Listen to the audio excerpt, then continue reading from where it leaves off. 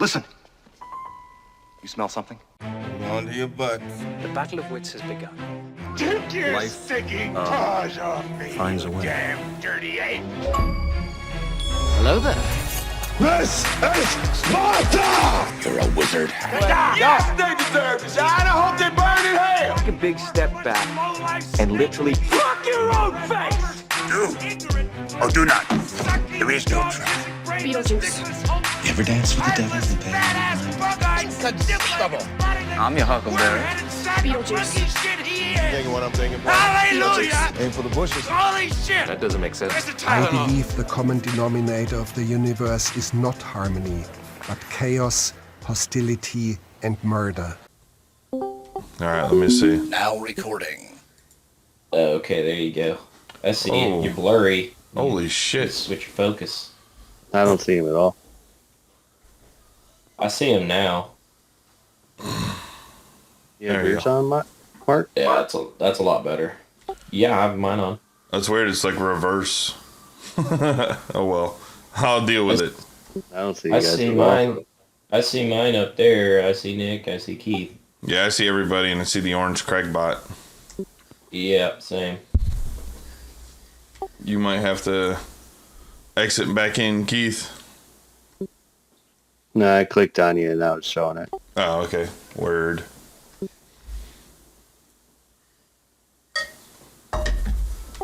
Oh, it's been a You're using your- long weekend. What? What are you using for your webcam? My SLR. Like it's up. Yeah, that's why it was out of focus. Yeah. Yeah, I can like... Oh God. Yeah, get it close up on the face pubes there. Yeah. Yummy face pubes. There But now you got okay. There you All right. go. You got a shallow depth of field there. Yeah, I have the wrong lens on it right now. I don't have my wide lens. Yeah. Well, that's fine. Yeah, I mean, eventually I'd like to get a DSLR too and use that. It's awesome. That's where that Sparko cam came in. Sparko soft. Yeah. Word. Man, Friday I went to Disney World, Hollywood Studios, and got to go to the Rise of the Resistance Star Wars world. A word. Badass. Oh my god. Were you drafted into the Rebel Army? I was. They came onto our ship, boarded us, took us off like prisoners, and took us into a Star Destroyer. It was awesome. That's pretty cool. Yeah, dude. It was wicked.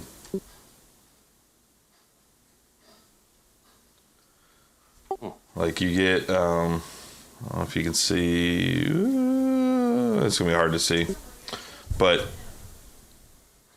this is like 50 or 60 stormtroopers. Because you're not talking. Yeah. So it's a massive. So you're on this like ship, transport. Star Wars on a ship. And it's like a Admiral Akbar type thing, you know, and he's like, it's a trap. It's a trap. But you get captured as you're leaving the planet by the Star Destroyer, and it pulls you in through the hangar and lands. And when you come out of they open the doors. So you go through all these tunnels and like rock tunnels and stuff and get out on the transport, like on the planet. So it's all dirty and grungy and just, you know, Rebel Alliance, you know, everything's half-assed, and you get on the ship and you take off and they attack you. They pull you into the Star Destroyer, and when you open the doors again, now you're on this like super shiny, super clean, like the hangar. They have all the stormtroopers are lined up and they're directing you. They're like, prisoners, follow this way. They like assign you a color and you have to follow the lines on the floor for that color. It was really cool. So the real question is then, since we're dealing with like space and aliens and stuff, you know, if you're not too scarred from the PTSD to talk about it, did they do anal probing? Multiple. asking for a friend. They asked us they asked us if we wanted the Kylo Ren or the Darth Vader treatment, and if you said the Kylo Ren, the probe was shaped like his lightsaber. Ah, gotcha. And It goes in and locks. then if they ask for if you ask for the Darth Vader, like somebody takes the high ground. Yeah. And they burn you alive. Oh man, it's so tough to see, but What's here. that? Here, I can't see it. Hold on, I'll focus it. Oh, okay, nice. So that's Poe Dameron's ship, like right before you get on theirs. There's the squid head pilot.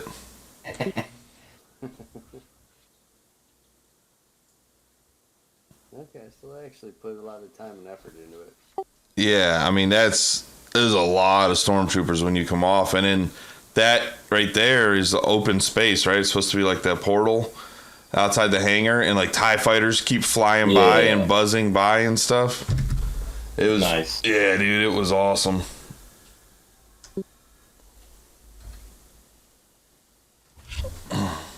So yeah, we did that Friday. We went through all the Disney Hollywood studios. You know, they had the Indiana Jones. The Millennium Falcon ride was cool. You got to actually go on the Millennium Falcon and pilot it. Nice. Yeah, it was pretty cool. I think it's pronounced Falcon. Well, you know. Chewbacca Chewy, you know, whatever.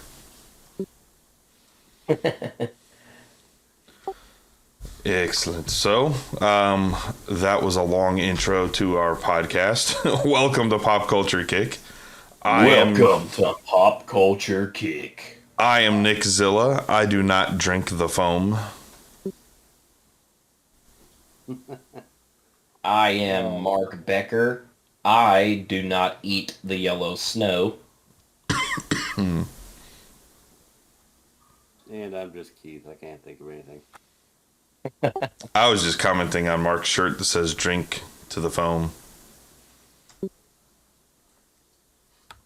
The cake is... Oh, well, Nick finally learned how to read. Well, you know, at Disney, I had to figure it out someday. That's why it's all color-coded. There's no letters. Worked on phonics. Worked for me. All right, so yeah, there's quite a bit of news since the last time we were in. I also went to MegaCon the week before. MegaCon, how was that? What's that about? MegaCon is just a massive Comic-Con. It's in Orlando. They had, you know, Brendan Fraser was there. All the Hobbitses was there. So you had like Elijah Wood and Sean Astin and Dominic Monaghan, and I can't remember the other one's name. Ooh. Everyone always forgets the other one's name. Don't matter. Kevin Smith, Jason Mewes was there. They actually had a pop-up Moobies restaurant, which was pretty cool. There's a lot of stuff there, man. I picked up a ton of books, you know, a ton of comic books. There's this awesome Dark Knights of Steel, limited to like only 250 copies. It's all like metal looking. Or no, that one's 500. This is the Riverdale one, Archie, which is limited to 250. Just Cool. a ton of cool books. You know, nothing crazy. I got a couple for me, which was like, the Dark Knight Returns Anniversary Edition. It's all, you know, foil covered. Exclusive Batman 1989 #1. So this is what continues after the 89 movie before Batman Returns. Nice. Hell yeah. And then Spider-Man 2099. Woo. That's coming. Yeah. That's actually coming to Disney Plus soon. So picked up a few. Cool. Yeah, I picked up a few books. I picked up another. Wait, is that one gonna be? Is that animated one? Yeah, I think so. I think it's a cartoon show, and I also picked up another copy of X-Men. I think it's 68, which is the I can't remember the number, but it's the first appearance of Sauron, the Savage Land. So Nice. yeah, I got 2 copies of that one now. Sweet. But yeah, it was busy. MegaCon was nuts. Badass. Well, so I don't know. Like, let's start off with watching a trailer. Keith, if you want to pop up the trailer to Prey. Oh yeah. So right now, Star Wars Celebration's going on, which is like a 4 or 5 day in Anaheim, California event for Star Wars. So yeah, Nice. I have a feeling we'll be watching a few trailers because there's a lot that's been dropping. But Prey that's the Predator one, right? Yeah, that's it's a prequel to the very first Predator. Yeah.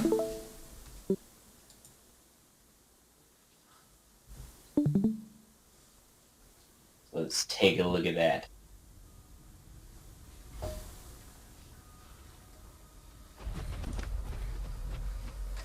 This one, the plot is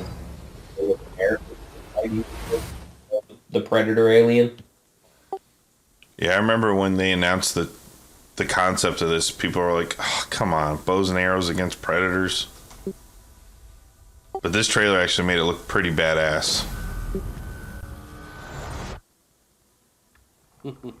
Who's gonna win that fight? Coming August 5th. So it's Hulu, so Disney owns them, right? So it's coming to Hulu, which is owned by Disney, because obviously that will not end up on Disney Plus.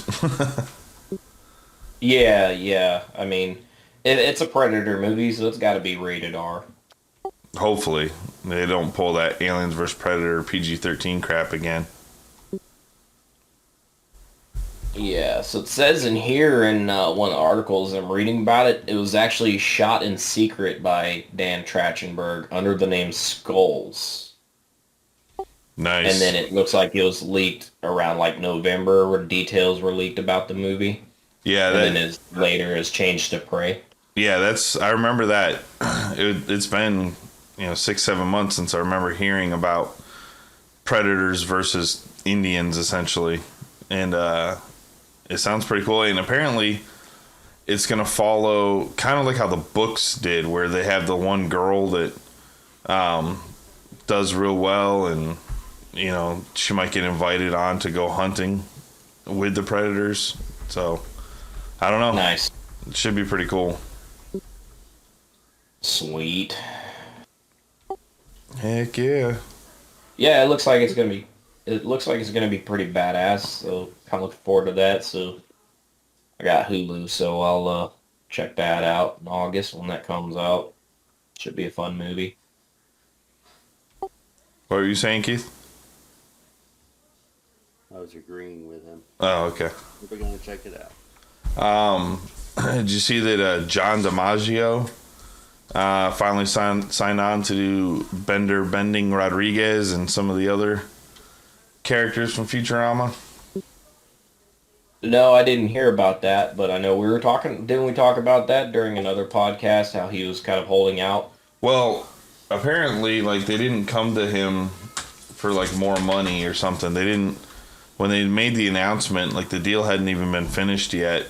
And there's something about monetary that needed to be worked out for it. I mean, well, I think they had already signed on everyone else. Yeah, and he was the one that was kind of holding out. Yeah, which I mean, think about it. How would you do Futurama without John DiMaggio? Yeah, you can't have it without Bender.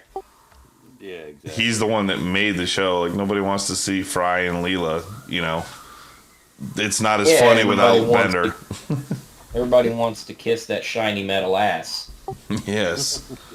So, yeah. So it looks like we're good. We're getting some Bender back, and that'll be coming, I think, next year, the beginning of next year. Sweet.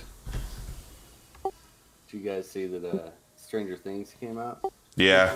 So did season 4. So did Obi-Wan. The first 2 episodes of Obi-Wan dropped, and there's another show.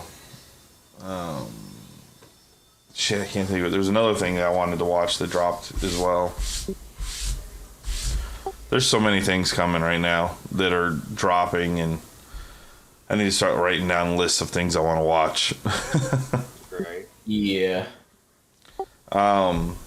Yeah, Shelby and I use Google Keep, and we have like a list of shows and movies and stuff like that we still want to watch.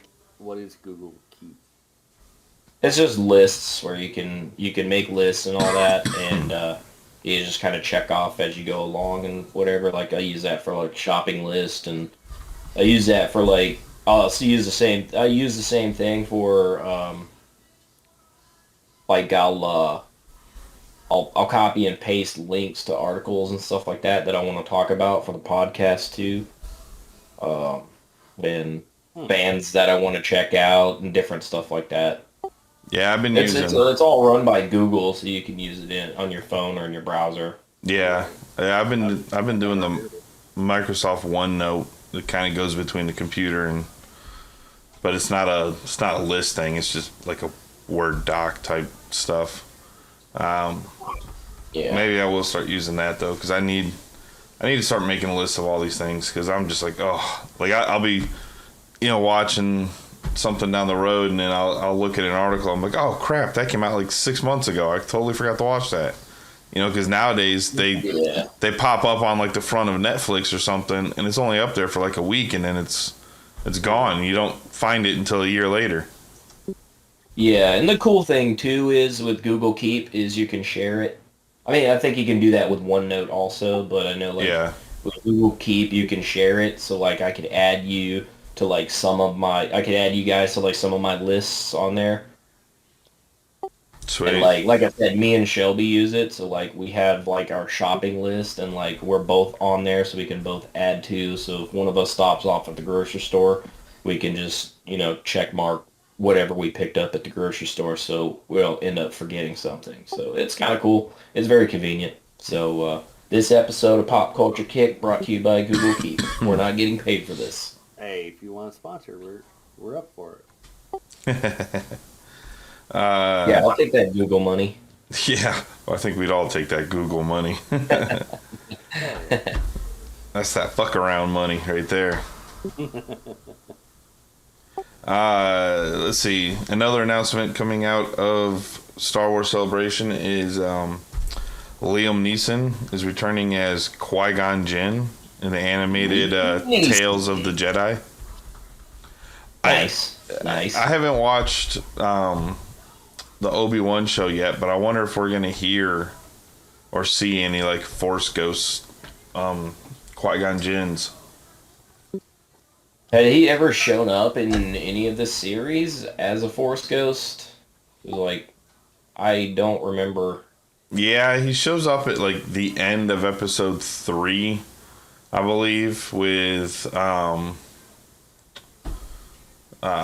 he's a Force Ghost in that, and then in something else when they edited it out. Oh, it's the end of Return of the Jedi. I think they went through and they changed it and they got rid of the original Vader and put in Hayden Christensen, and people were all pissed off about that. Oh, right, yeah. I don't know. Maybe he was there too. I know I've seen him, and it might have even been in Clone Wars too, the new season, something like that. I know I've seen him somewhere else. So okay, because I know like not all Force users come back as Force Ghosts. Only like the super duper powerful ones like Yoda and Anakin, Darth Bane, stuff like that. Yeah, like the real notable ones. Yeah, well, I mean, there was a point where there was like, thousands and thousands and thousands of Jedis, so we don't want all those creepers walking around. Right, you don't want the Force Ghosts like showing up during your personal time. It kind of just ruins the magic of all the Force Ghosts. Like, oh hey Luke, what's good? Oh, you're kissing her? Oh, I'll just turn around. Let me just put my lightsaber away. You know she's your sister, right? What? It's like Joe Dirt. You're my sister. You're my sister. Joe Deere. He's like fapping to a poster of Leia on the wall. It's like a rebel, join the resistance poster. They don't wear bras in space. Right? There's no gravity in space, so you don't have to worry about the bras. Hey, that's why she doesn't wear one in the first one. George Lucas said there's no bras in space. Well, yeah, that was a different time. Yeah, 70s. I've got some good news. Dragon Ball Superhero, the movie, is finally coming now. After they had that hack.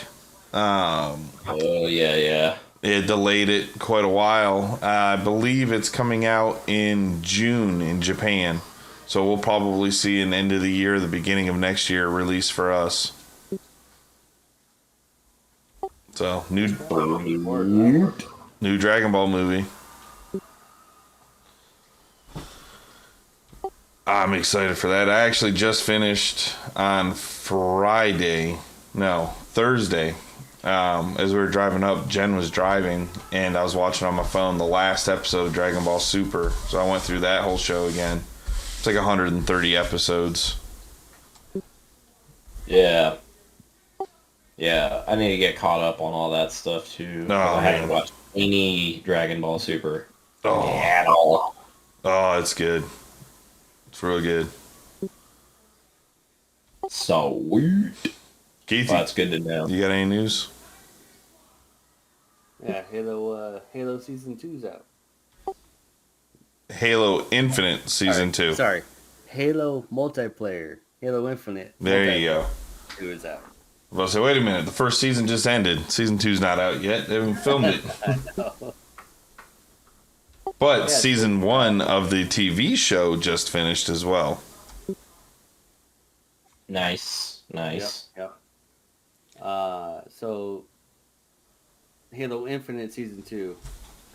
Different game modes.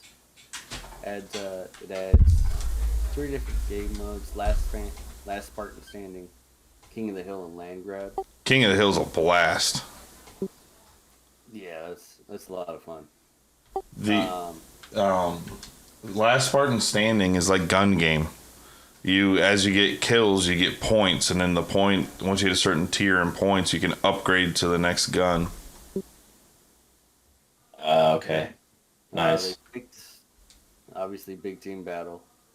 And they added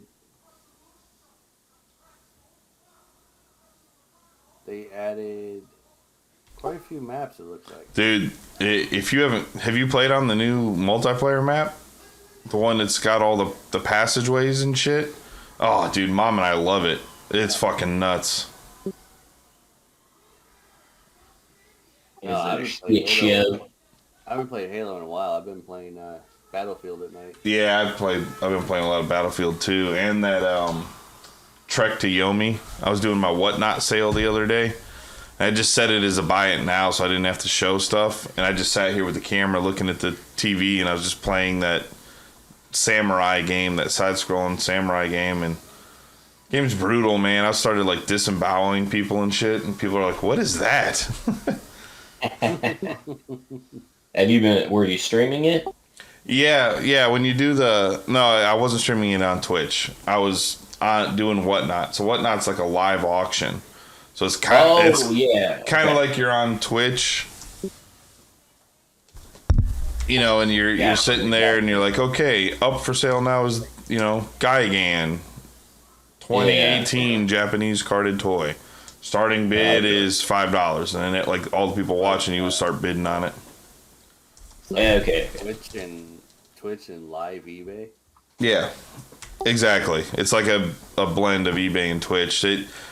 I like it better than eBay. I mean, eBay gets more people, right? Obviously, there's 200 million people looking at that site a day or something crazy, but Yeah. If you go on Whatnot and you use like my referral code, which is Nickzilla, that I referred you, you actually get $10 off your first purchase. But yeah, it's When you put this up on YouTube, you should put that in the description.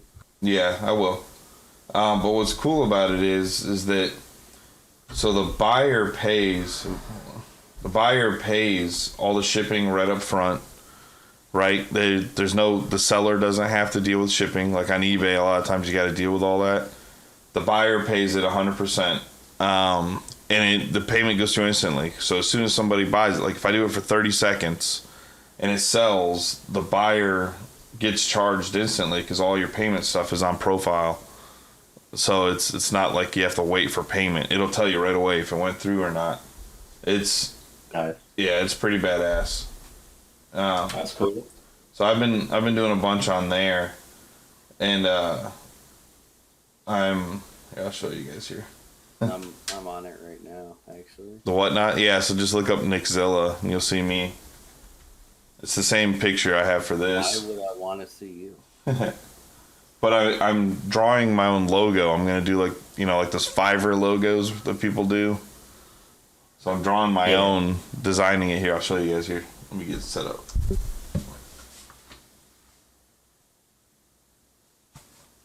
Well, while you're getting set up, okay. Hold on. Here, there's a screen with something kind of on it. Oh God, it's coming closer. Kill it. I guess it's too bright. The camera can't pick it up. So yeah. Essentially, it's like that giant Godzilla, and then I drew my face like a Dragon Ball. Yeah, that Godzilla.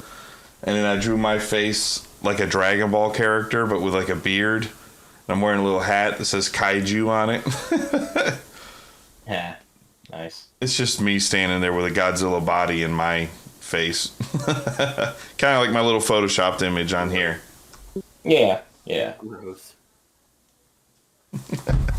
Cool. Well, did you guys hear about the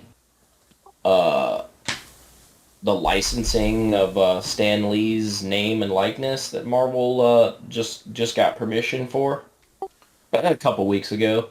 I didn't hear that. Oh, there's a cat ass. Oh, there's a cat ass. Oh, there's a chocolate starfish. Oh, my eyes. My eye holes.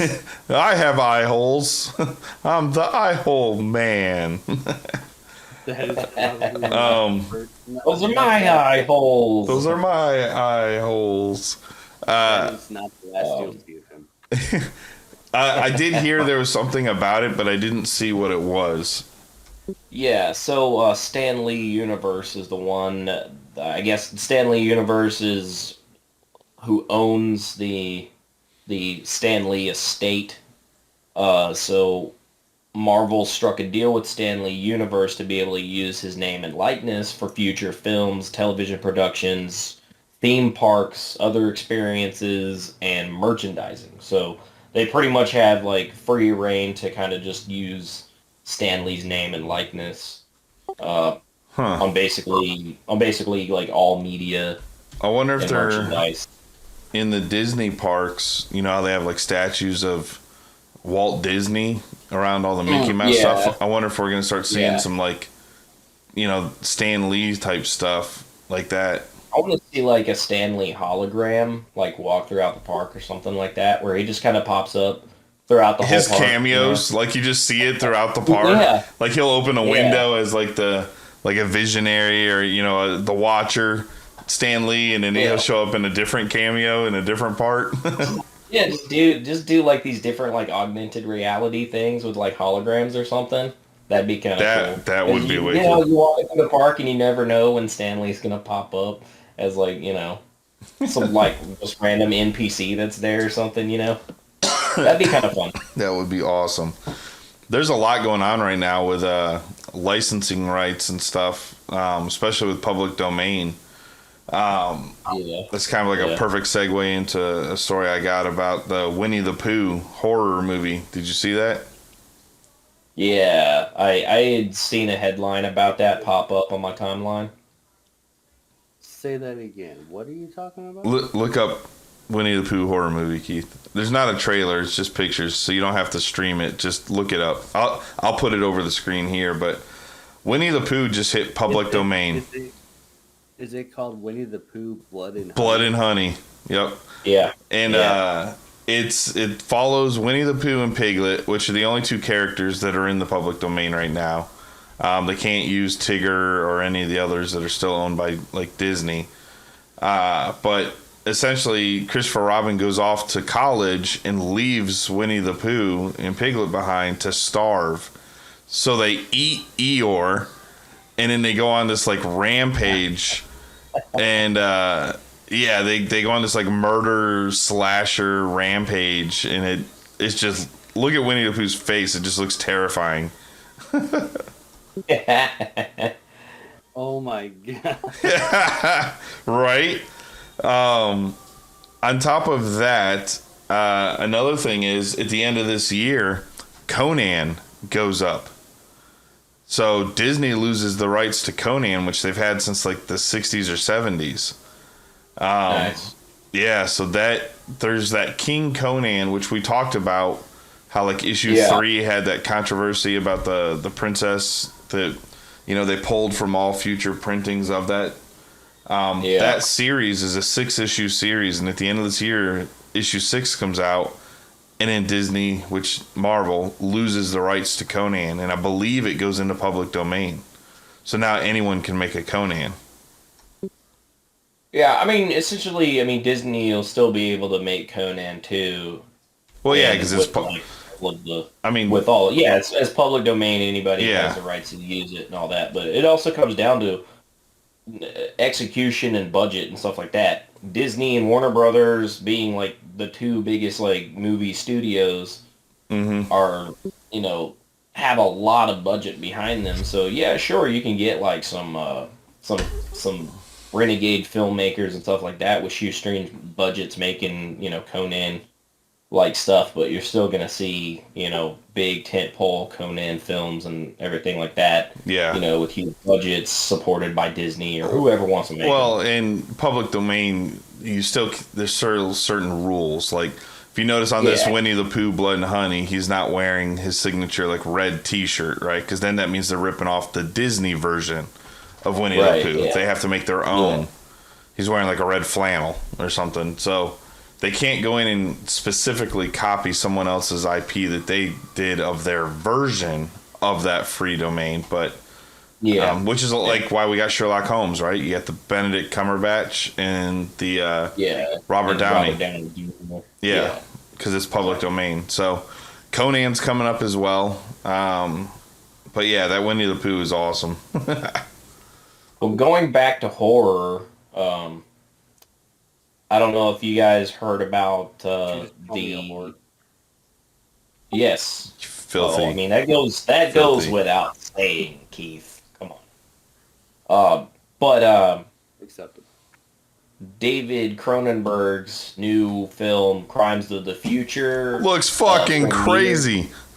Premiered at Cannes Film Festival, and it got the best the best basic like recommendation that you can possibly get for a horror movie, in that a lot of audience members walked out during the film. Cronenberg, big body horror guy. You know, well, he pretty much created the body The Fly, horror. stuff like that. Yeah, he pretty much created the body horror like subgenre. So you remember that Rick and Morty episode where they make the Cronenberg world? They Cronenberg the whole world. Yeah. So it has feet hanging Kristen off the Stewart. heads and shit. Yeah. So it has Viggo Mortensen, Kristen Stewart are your principal cast in that movie, and I mean, yeah, the trailer's Keith, insane. pull up the trailer. Even just like the thumbnail for the trailer where the guy's got like the ears on his forehead, yeah. and his mouth and his eyes sewn shut. He's a Balchinian. Balchinian. Keith, pop up that trailer, man. Yeah, I saw this. This is oh man, Cronenberg goodness. It's called Crimes of the Future. I can feel you pulling things around in there. I can feel you pulling It's a things brand new around organ. in there. Never before seen. Never before seen. We've all felt that the body was empty. We've all felt that the body was empty of meaning. Empty of meaning. And we've wanted to confirm that. Love Viggo So Mortensen. that we could Oh yeah. Eastern Promises. The world is a much Yeah, more classic. dangerous place now that pain has all but disappeared. So this is like aliens, like getting onto the bodies. Surgery is sex, Oh, isn't keeps it? doing that Twilight. Is it? Sex, isn't it? You know it is. Surgery is the new sex. I don't like what's happening with the body. In particular, what's happening with my body. Which is why I keep cutting it out. What do you think they'd find inside it? Cutting it out. Outer space. Whoops. Sorry. Let us not be afraid to map the Whoops. chaos inside. Oopsie. Let us create a map that will guide us into the heart of darkness.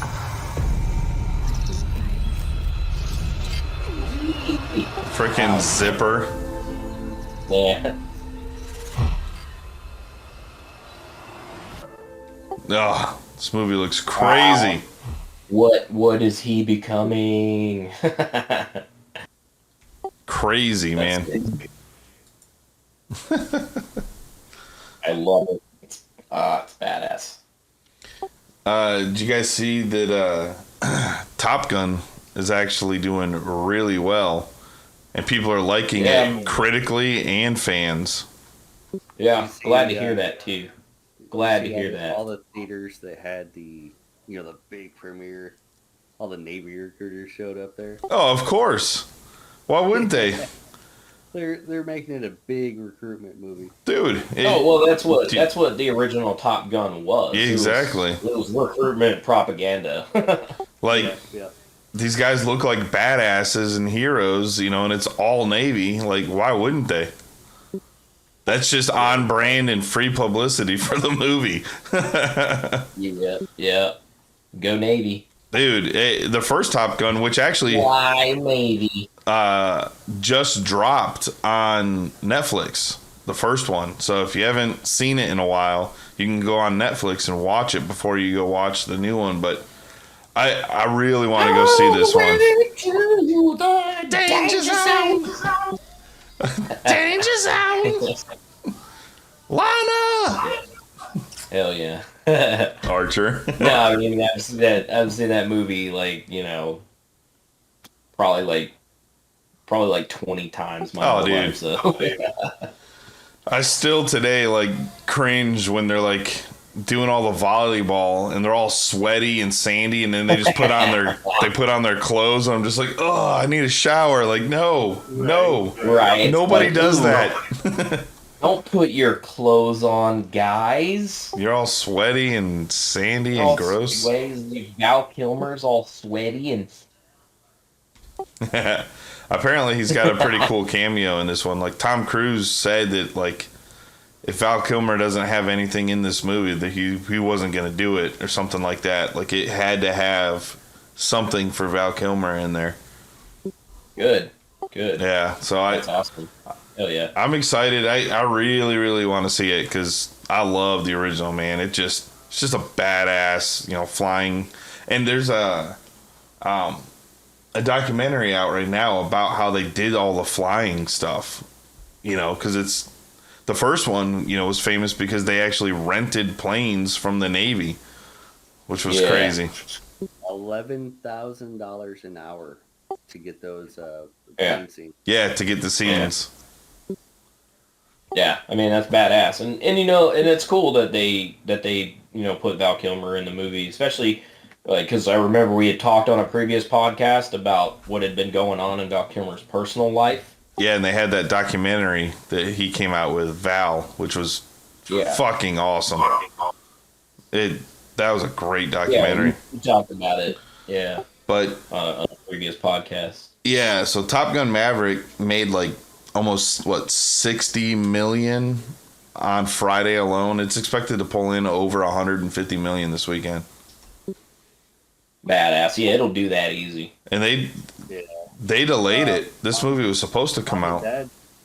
Mom and Dad already saw it, and they said it's a Top Gun movie. It's exactly what it should be. You should know what you're getting into going into a Top Gun movie, but this it was supposed to be out, I think, the end of last year, and then like that's when the Omicron stuff started, hitting the news and all over. So they delayed it because they said this is not going to streaming. This is a movie theater movie. Yeah. Tom Cruise like said he did not want it to go to streaming. He said he wanted it's in his contract, I think. Theatrical release, yeah. It's in his contract. He doesn't do movies that go straight to streaming.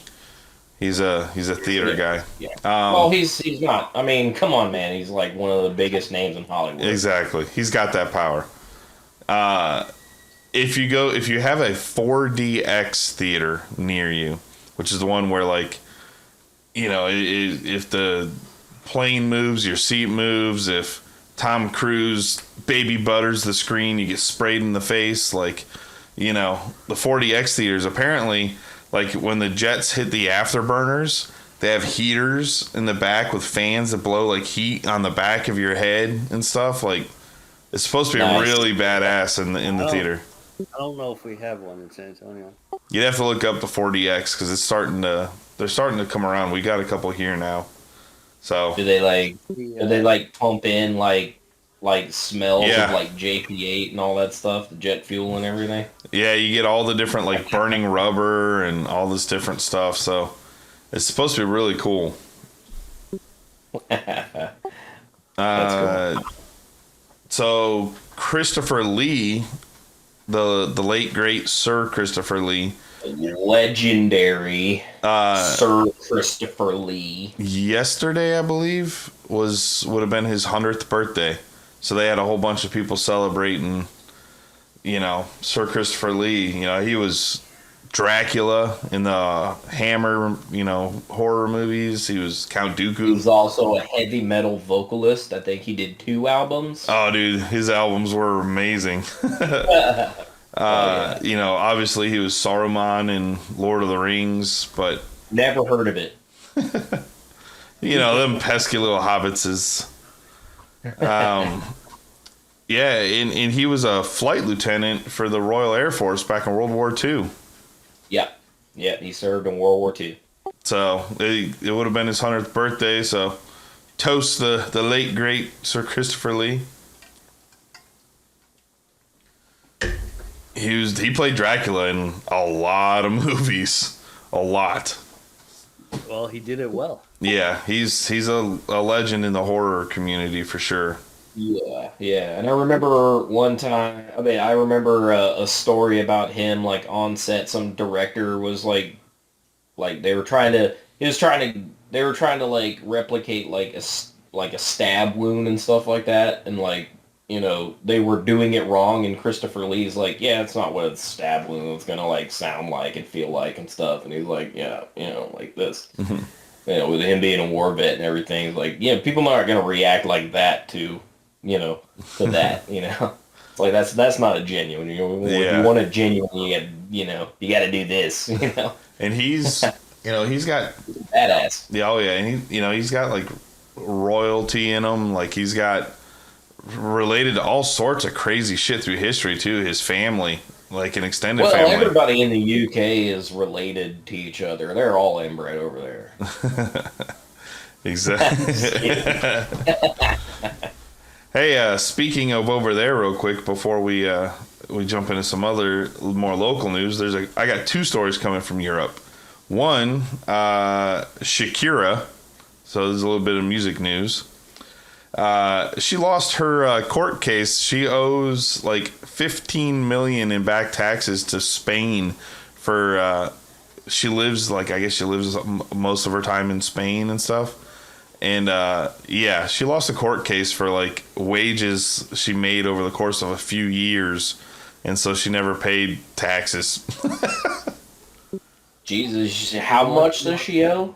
And she went to court trying to fight it? You can't get out of taxes. Well, yeah, I mean, that's what you do when you're sued. She was trying to fight it. What do they say? There's two things that will never change and never go away. Death and taxes.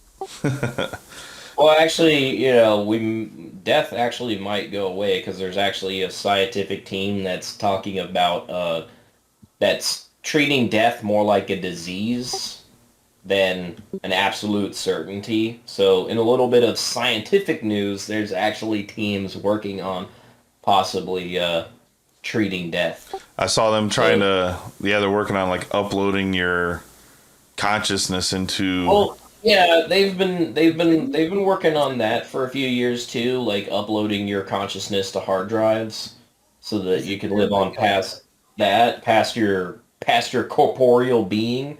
But there's other teams that are actually working on, like I said, treating death like a disease instead of an inevitability. What, Keith? Wasn't that an episode of Black Mirror? Yes, kind of. Maybe. I mean, there's a lot of stuff like that. Like you've got that stuff's pretty interesting. Yeah. There's what was the? You may not be able to cheat death, but you may be able to prolong your life far beyond what we thought was possible. Prolong your consciousness. Well, not necessarily consciousness. Well, there's some that are talking about, like uploading consciousness into a computer hard drive, but there's other ones that are talking about working on your body too, your physical being. No, we should just create something like In Time. Have you seen that movie with Yeah, with Justin Timberlake? Where you get paid in time? Well, yeah. You stop aging at 25. Yeah, that was actually a really cool concept. Olivia Wilde was in it too, right? Amanda Seyfried. She played like his mom. Yeah. Yeah. Yeah. So yeah, that was a really good movie. That was executed very well on a very interesting and novel concept. Yeah, there was. The rich get to live like forever, essentially. Yeah. Yeah, and they bet using time. Yeah, and your work, you're paid in time. Well, yeah, you're literally betting your life. Yeah. There's a show. It's actually a book. But there's a show on Netflix. There's 2 seasons called. Reading again. It's called Altered Carbon. Yeah. That's maybe that's what I'm thinking of. The show is awesome. In that one, what it is you have a stack. So it's like a chip that they put into your spine, essentially like the bottom of your skull. That you're. It's got Anthony Mackie in it, doesn't it? That's the second season. So. What it is that your consciousness is stored on that hard drive disk, essentially. They call it a stack. And your body is just like a vehicle. So, like if you go to prison, they take your stack out and they just put it into a cooler for, however many years. And then they pull you out and they just put you into a new sleeve, which is a new body. So you could be like an 80-year-old dude, come out, go into a new sleeve of like a 12-year-old girl if that's all that's available at the courthouse. Like, your body's not really yours anymore at that point. Other people could be driving it. So that was really cool. I read the book. I've read there's 4 books that follows that character, and the second season is where he's in Anthony Mackie's body. It's really good. It follows what's his name, Kojak something like that. I can't remember his name, but yeah, it was really cool. Yeah, that's been in my queue for a long time. Dude, that first hadn't got around to watching it. Oh my god, that was god, one of the ones that looked really, really interesting. It's good. I mean, I love sci-fi. You guys know I love sci-fi. So I watched the first season twice. It was really good because you have to pay attention. So I read the book, which is what it was based off of, and obviously, the book goes way further into those details. But it's a badass show, dude.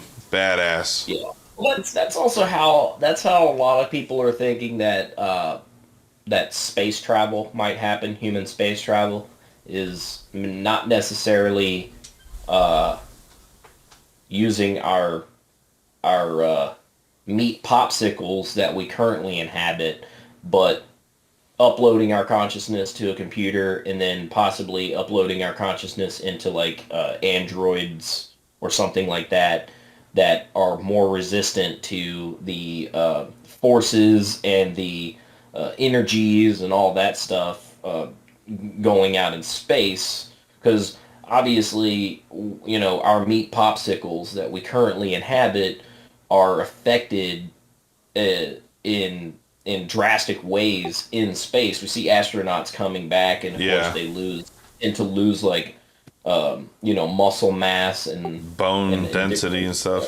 Yeah, bone density and that kind of thing. That's affected by living in a zero or low gravity environment, even up in orbit. Well, so, and like you're saying, our, metacicles are, it's the radiation that's out there too, right? Like you got, past Mars, you got that radiation belt, so, we can send. Belt, I think it's called. Yeah. That's around, with the asteroids and all that through there. So we can send out like Voyager, who's like already like leaving our solar system. Like it's already like through the layers outside of our little bubble, going into the next. And not quite. It's outside of the. It hasn't left the solar system. It's going to take a while because the solar system is pretty big. It hasn't. It's going through that layer. It's kind of going through like the dead space. It's kind of between like where Pluto is and sort of. And where like the Oort cloud is, I'm not exactly sure exactly where it is. The Oort cloud's the thing that surrounds it. That's kind of like once you leave the Oort cloud, then you've kind of like left the solar system. Yeah, hasn't gotten there. It's going to take it some time, but yeah, it's gone further out into the solar system than anything that's ever gone. I thought Voyager 1 was already out there in that cloud like 2 or 3 years ago. Because they were. Was it? I didn't read any. And then Voyager 2, which was sent the other direction, was approaching. Sent like I don't know how many years later, was like approaching the end of getting towards that area. But yeah, I thought Voyager 1 was already in the cloud. It looks like Voyager 1 is out of the solar system. Yeah. Oh, okay. Okay. Yeah, I didn't know. A couple that. of years ago. Yeah. Hi, Jen. There goes Jen. They say Bye, hi. Jen. She said, "What's up?" Anyway, so we can send like communications. It takes a long time, but we can send communications there and back. That would be the way to get. That'd be the way to get you to there because an android's not going to be affected by that radiation like our organic bodies are. Right. Like if we could have coded like Albert Einstein's personality and conscious and memories and all that stuff. We could have sent that sort of stuff out on, the Voyager probe, It would be really, really cool, I mean, obviously Carl Sagan has passed on as well, but it would have been, like, really awesome to be able to, like, beam his consciousness to Voyager 1 or something like that, so he's out there exploring space. Think of it this way. Well, here's a cool story idea, right? So we do something like that to get out to other planets. Copyright right here. Copyright on this. Just like my idea for Stan Lee, the ARG, Disney, if y'all use that, pay me. I thought of it first. So here's this. Go ahead. Here's the story idea. So we send out robots out to a space station near the end of the solar system, right? That's where we're at. We're sending people to go there. That's the staging area to go further out to the next spot. So we're sending our consciousness out there, but out there, it takes say it takes a year or two for the signal to get there, right? So your consciousness is gone for a year or two. To you, it's like a second. Boom, boom, you're there. Yeah. But it takes a while for the signal to get out there. Out there at that station, the androids are they're cloning and building new bodies. So they send the code out early, right? They take a sample from you, they send it. It's flash cloning you a new body. So by the time you get out there, you're in a new body, right? But we can Cronenberg that shit. And so we send a whole massive amount of people out to this new space station because they're going to be the first ones out there to run it, to control it, and prepare for the next generation and send off to another one. Neat popsicles, right? And then when they show up into their bodies, they're all like Brendel flies and shit. Get Jeff Goldblum in that. Yeah, right? It's like in a fucked up Event Horizon. So to clear it up, you could turn that into a short story, Nick, if you want to write up like a little treatment or something. I think I will. That sounds fun. Yeah, let's document that so Disney can't steal our ideas. And then we can. I'm just fucking with you, Keith. All right, Keith, go ahead. We're done fucking with you. Yeah, go ahead. Bye, Keith. All right, go ahead. I guess he's starting his trip a little early. They believe Voyager left the solar system August of 2012. Oh, no shit. Okay, that far back. I didn't. That's what I was saying. It was a long time ago because that cloud part is like it's like a layer like a bubble that it has to go through. Yeah, because that's where they're like a lot of astronomers and all that stuff are saying that's where like a lot of our comets come from. Mm-hmm. They like freeze out there in the Oort cloud, and then they come in they make their orbit around the sun and all that stuff, and the sun's rays heating it up is what's causing the comet tails and everything like that. But yeah, they think a lot of the origin of a lot of those comets are like from the Oort cloud. Go ahead, Keith. What else you got on that? Far out, it's all cold and frozen. Yeah. They just noticed a 1,000-fold drop in the number of charged solar particles and measured a 9% increase in galactic cosmic rays. So basically everything shifted.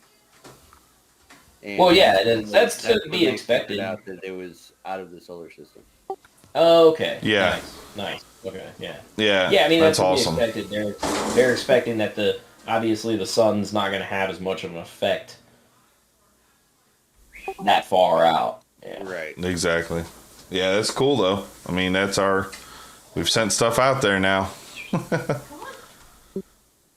We are in space, but yeah, that idea that you had, Nick, about that sounds like a good idea. So yeah, maybe I'll write something up for it. Let's see. Moving on to some other news. Oh, so other Europe thing. We were talking about Shakira getting sued for $15 million. Kevin Spacey just got charged again for sexual misconduct. Oh yeah, I read about that. Yeah, so the last 3 people that charged him have all died before they could testify in court. Every one of them, he's straight up gangstered that shit out of court. But yeah, he's probably he probably has those Clinton connections. Yeah, so two more have shown up, and he's being charged in England for these. But they're old, from 2005 and 2008, and they're just now coming up into court. Not to make anything light of those types of charges, but that's a long fucking time to come forward. That's a long time. Yeah, and to hold somebody liable for that. I mean, obviously there's, depending on the laws over there, statutes of limitations and all that stuff, but it's really difficult to prove these things. Evidence that far back. Where are you going to get evidence for that? Yeah, right, exactly. And it says, the one guy, he says that he was, I don't know, he had not quite just turned 18 or something like that, or I didn't read it because the article was like really long. I kind of just looked at the top part of it, but they said that it was something about like the charge is like unwanted penetration into the body, and it's just. I mean, that's just straight up rape. Yeah. Causing a person to engage in penetrative sexual activity without consent. Right. Yeah, that's great. It sucks. That's just the legal definition in the United States of rape. That he returned to acting last year. Yeah. Yeah. He so all the other charges and all the other things were dropped from him. He's back at it, and then these two came up in England, and it just 2005. I mean, that's a lot. That's when 17 years. I mean, yeah. Like, how are you going to get evidence if you don't have like a VHS recorder from back then? Like, how are you going to prove that? Yeah, that's a difficult thing to be able to prove. But then again, the burden of proof and stuff like that is different over in the UK than it is in the United States, because they have different types of tests and stuff like that for proof and everything like that in a legal sense. So who knows? Yeah, and I don't know, but. I mean, obviously we know there's something with Kevin Spacey, because it's been years and years of all these different allegations and stuff coming that I don't feel, I feel like there's probably definitely something there, and he's... Yeah, I mean, if you're having this many, I mean, it's just like the Bill Cosby thing, right? Yeah. If you have this many people accusing you, then they can't all be lying, right? Right. It's just for him, his big thing is that his denial of being gay and, wouldn't admit it and all that. And, but every one of these are all guys and boys. Yeah, I mean, well, the thing is like he never really had to do that anyway. He never had to deny being gay. Hollywood. Exactly. For the most part. Like, especially when he was in his, starting out and in his heyday and everything like that, Hollywood was always gay friendly. I mean, you had a lot of film executives, you had a lot of music executives. Yeah. Part of the LGBTQ community, even back then. I mean, you got guys like David Geffen. Yeah. David Geffen from Geffen Records, the guy whose name is on that record label. He was gay. I mean, you have Clive Barker, Hellraiser, all that. I mean, most people didn't know that he was gay, but then once you find out he's gay and you go back and watch Hellraiser and look at all the stuff with the S&M and all the, the leather. Right. Yeah, exactly. So the entertainment industry has always been very, progressive when it comes to the LGBTQ community. So it's like, why is Kevin Spacey going his entire adult life, denying that he's gay when it's not going to affect his paycheck at the end of the day, right? Exactly. Yeah, it's the same thing. It's the same thing with Tom Cruise and John Travolta. They swear up and down that they're not gay. I'm not saying that they are or not, but if you are, you don't have to deny it. It's not going to affect your work. They think it's going to change their brand. And yeah, John Travolta's got, there's numerous occasions where he's got his lifelong man friend. Yeah. Let's see. I've got. Did you guys watch the new trailer for Thor? No. With So let's go ahead and watch that now. For She-Hulk, Attorney at Law. Yeah, that one was a fun trailer. Russell Crowe's Hercules, Hercules was pretty funny. Or Zeus. Well, let's watch it. Let's watch it. Yeah. Let's put it up there. It's pretty good. It's got some man ass in it. right up Keith's alley. Kids, get to popcorn now. Let me tell you the story of the space Viking, Thor Odinson. He was no ordinary man. He was a god. After saving planet Earth for the 500th time, Thor set off on a new journey. Well, he got in shape. Now, did Taika Waititi, did he direct this one? Or Yeah. And after all that, No, it's Taika he Waititi. reclaimed his title. Keith, why do you have As the closed one and captioning? only Thor. Oh, spoke too soon. Jane?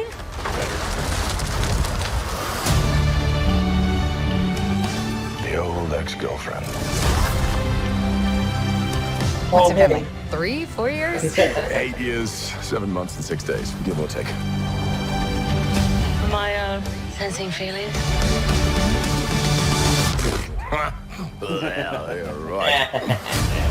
Well, she probably blipped away because the blip was 5 years. That's why she thinks it's only 3, and it's actually been 8. Themselves. Yeah, perhaps.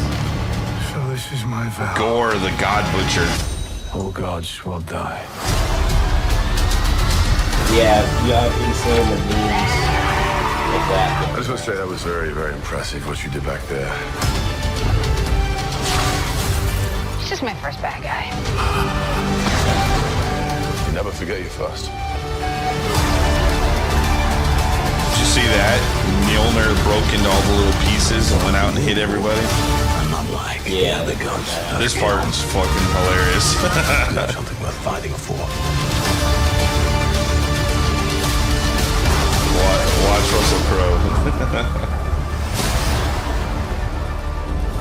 Let's see who you are.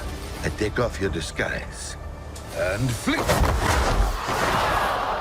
Oh, You flick too hard, damn it! Should we help him? Yeah, eventually. Great.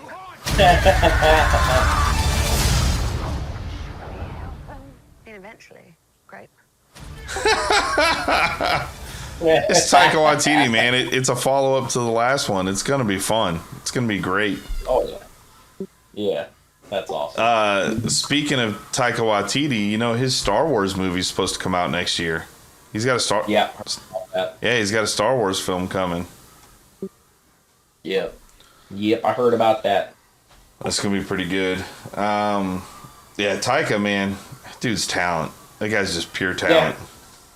Yeah, he is a great director. I mean, he's and actor. He's looking like he's going to be another one of those like legendary like auteur directors. I mean, he directs, writes, and stars. I mean, it's just it's like John Krasinski. You know, he's starting to get into the directing. Bryce Dallas Howard, right? She's been that actress forever, and then now she's doing all this directing stuff, and she's done Mandalorian, Boba Fett, and they want her to do a Star Wars movie. So Colin Trevorrow, I can't think of his last name. The guy who's making the new Jurassic Park that comes out in like 2 weeks, Colin Trevorrow. He was telling her that like you need to either direct a Jurassic Park movie yourself or hop in and do a Star Wars movie or do something because she's just talented behind the camera. I mean, her dad's Ron Howard. Like, come on. Yeah, you don't. She grew up behind the camera. You don't grow up under the shadow of Ron Howard and not pick up like some of his fucking directing ability. Ron Howard came in and did the Star Wars, Han Solo movie. So, she grew up behind the camera. So pure talent on that one too. So, but yeah, Taika Waititi's genius, dude. The What We Do in the Shadows, so fucking funny. Have you guys seen that? I haven't seen that one yet. Oh my god. You need to watch What We Do in the Shadows. Watch the movie, and then there's an FX show. The show's a lot like It's Always Sunny in Philadelphia, just the humor wise. But the movie, there's like one vampire who can't transform. He like lost the ability to transform. So like when he turns into like a cat, he turns into a cat, but he can't transform the face. So he's got his face on a cat's body and shit. It's so fucking funny. And Taika Waititi's in it as well. He wrote it, directed it, and is in it. It's so hilarious. Watch that, dude. What We Do in the Shadows. It is 100% worth it. You guys want to watch another trailer? Sure. Keith, if you want to pull up The Boys Season 3 trailer. While he does that, let's do a toast to Ray Liotta, the gangster. Rest in peace, Ray Liotta. That dude is always going to be a badass. You know, he died in his sleep out in the Dominican Republic while filming. He was 67. So, yeah, that's a bummer. And also, iconic face on that guy, man. You can't you can just see. You look at him, you're like, oh, that's Ray Liotta. So, say it again, Cam. Maybe a superhero, but I'm also just a man who fell in love with the wrong woman. Just a man who fell for the wrong woman. Fell for the wrong woman. But out of crisis comes change. Out of crisis comes change. Apparently, the first 15 minutes of this are the most crazy thing ever. For everyone to meet the real me. There's something wrong with Homelander. There's something broken. He's lost his fucking mind. Mommy, Daddy, and I.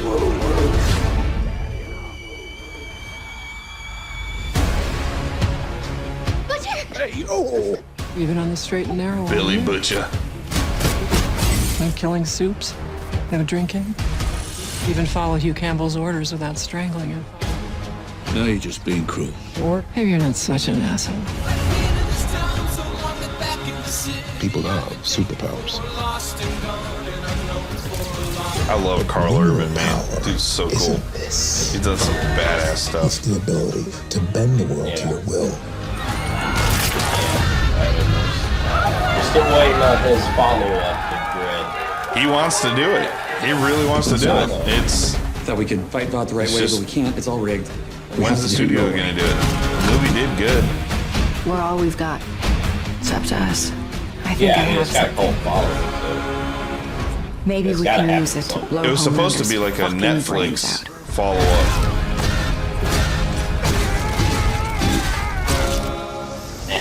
That's like making fun of Captain America right there from that scene. You're gonna need it. Yeah.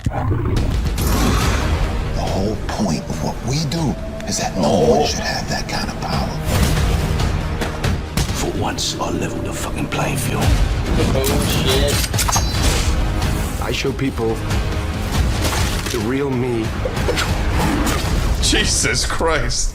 I mean, they fucking love me. By the heroes Oh, the deep.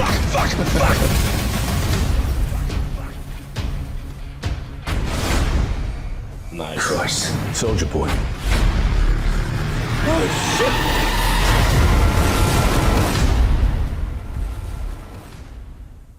Hell yeah. I am down for that. Yeah. Hell yeah. I can't wait to see that. Can't wait to watch season 3. Oh, so you guys fans of Jaws at all? Yeah. Never heard of it. Oh, it's about a fish. It's like Nemo. So the little boy in the Jaws movie that wears the fake fin and scares everybody. Keith, you hear me? Yeah. Okay. So the little boy that wears the fake fin at the beginning of the first movie and scares everyone on the beach, and the sheriff comes out and what the hell? That boy is now the sheriff in Martha's Vineyard, where they filmed the original Jaws. So just a little pluck there for Jaws. Nice. Yeah, it's pretty awesome. Guess we'll wait for Mark to come back. He must have had 2 pee-pee. You go make it a pee-pee? You go make it a baby? He had to make it a poo-poo? No. Shelby had to leave for work, so. Oh, kissy goodbye? Yeah. Want me fluff So the Jaws, pillow? Right. Yeah. Yeah, so I was just telling Keith, the kid from Jaws that wears the fake fin on his back, and scares everyone at the Yeah. beginning of the movie is now the sheriff in the town where they filmed the original Jaws, Martha's Vineyard. Oh wow. That's cool. So he grew up to be the sheriff that in the movie yelled at him for wearing the fake shark fin. It's nothing, relevant, but it's just a cool little piece of, pop culture news. Yeah, a little trivia there. Did you guys hear about Steven Tyler? No. He's 74. He checked himself into rehab. He fell off the wagon, it looks like, before this tour, and he had foot surgery preparing him for the tour to relieve himself of pain, and I guess the pain after the surgery was too bad, so he kind of fell off the wagon. But he realized it quickly, and he went and he checked himself in so he can, just make sure he's good and over it. What are you doing, Keith? Showing us the Batman and Dragon Ball. Yeah, it was cool. Yeah. So, it's cool that he caught himself and fixed it. Yeah, well, that's good. You definitely don't want to get addicted to painkillers, especially those opioids. Yeah. Be part of that epidemic. He's been battling that and alcohol forever, so it's good that. But yeah, rock stars. Exactly. Yes. History. Speaking of other music news and losses that we had, one of the founding members of Depeche Mode, Andy Fletcher, he was the keyboardist. He also died. There was someone else too, a drummer. Drummer from Yes. Yes, there you go. That's it. Yeah, I saw he also passed away. Yeah, Alan White. There you go. Well, let's raise our cups to some more rock stars. Keith, get your cup up.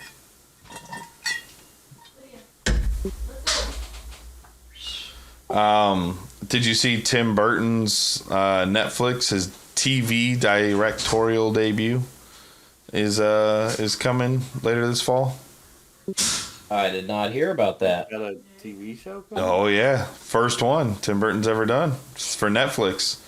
So it's called Wednesday, and it follows Wednesday Addams in college. Nice.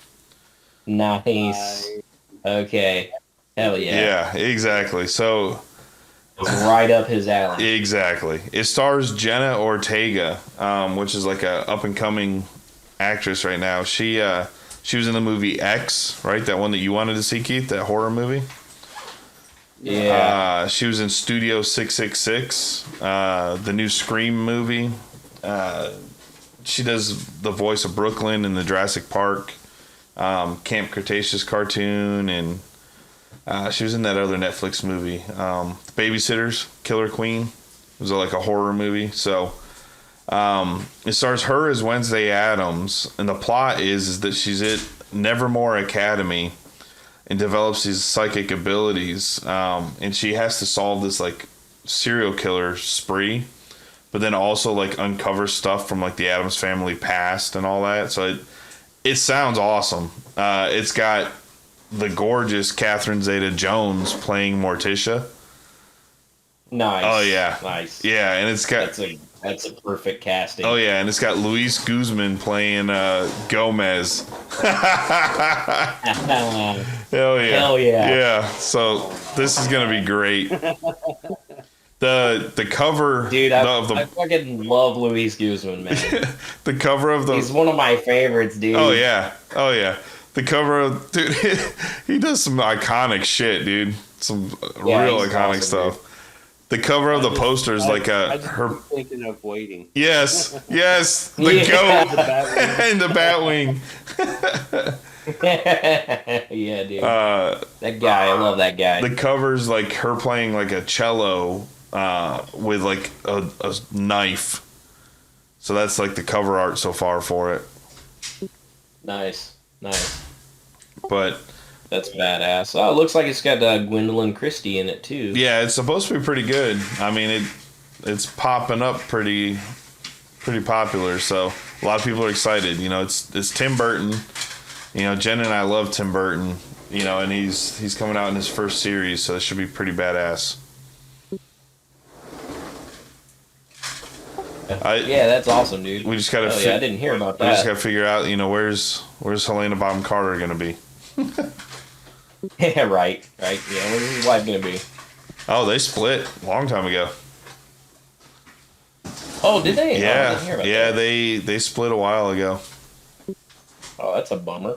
Yeah, they apparently Oh wait, so that means she's single. Apparently they rented like a whole like floor of an apartment place and like made it into one giant apartment, like a building or something like that, or condos. I don't know. Well, I know they had a very interesting relationship because they didn't like live together.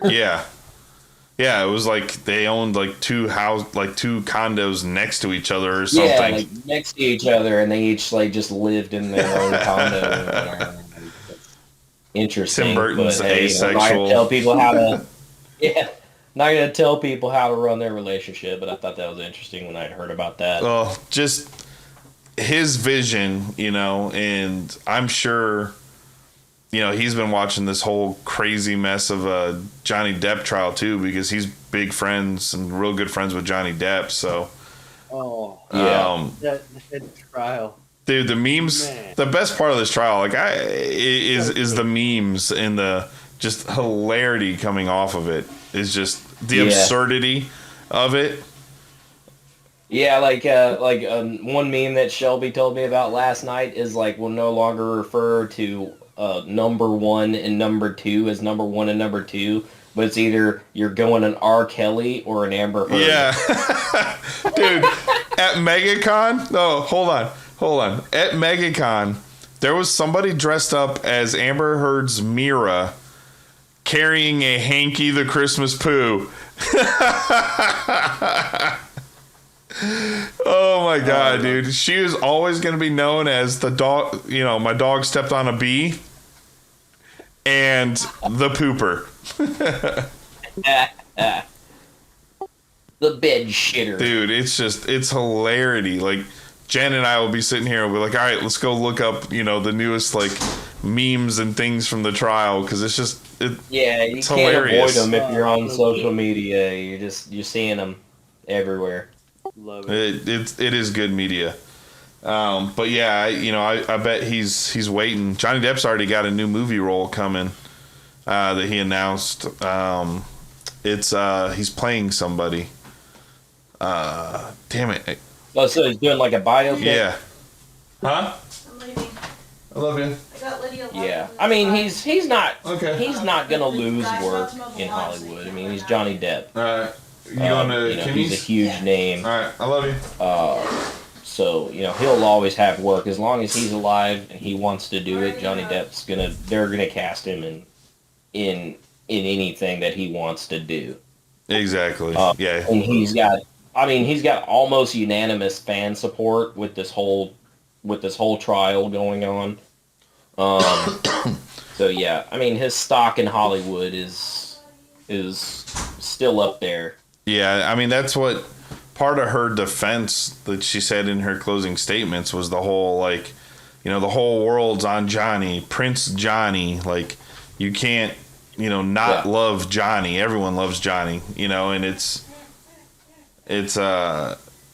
she tried to play that as part of her defense in it, that, the public, after this trial, she's screwed either way, and Johnny's going to win. Yeah. And, but, even if he doesn't win the civil lawsuit, he already won in the court of public opinion.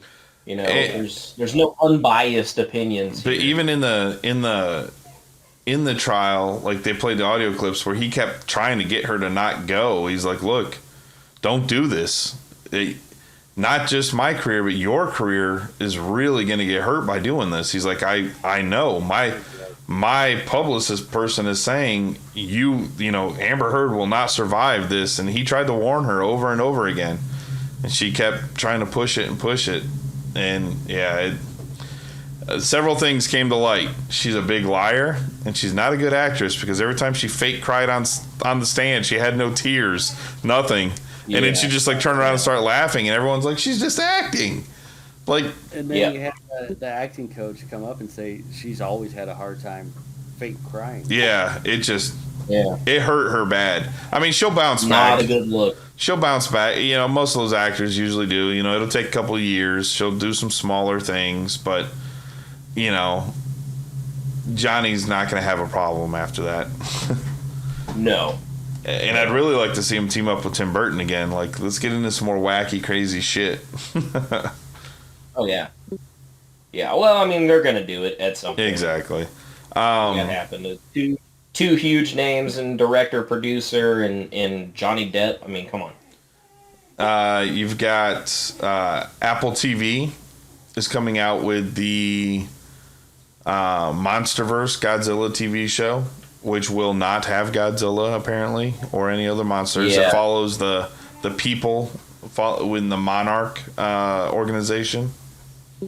Yeah, I heard about that. It'll be, I mean, read an article about that. It may be what we were talking about before, where we get to see and hear about all the ancient, like, Kong and Godzilla stuff that we wanted, that backstory of all of this stuff. So, you know, if we get filler, then it may make the newer movies better to me.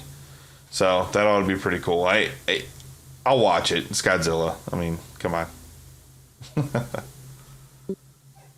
Hey, quit whining. Yeah, for sure. I mean, it's world building. Exactly.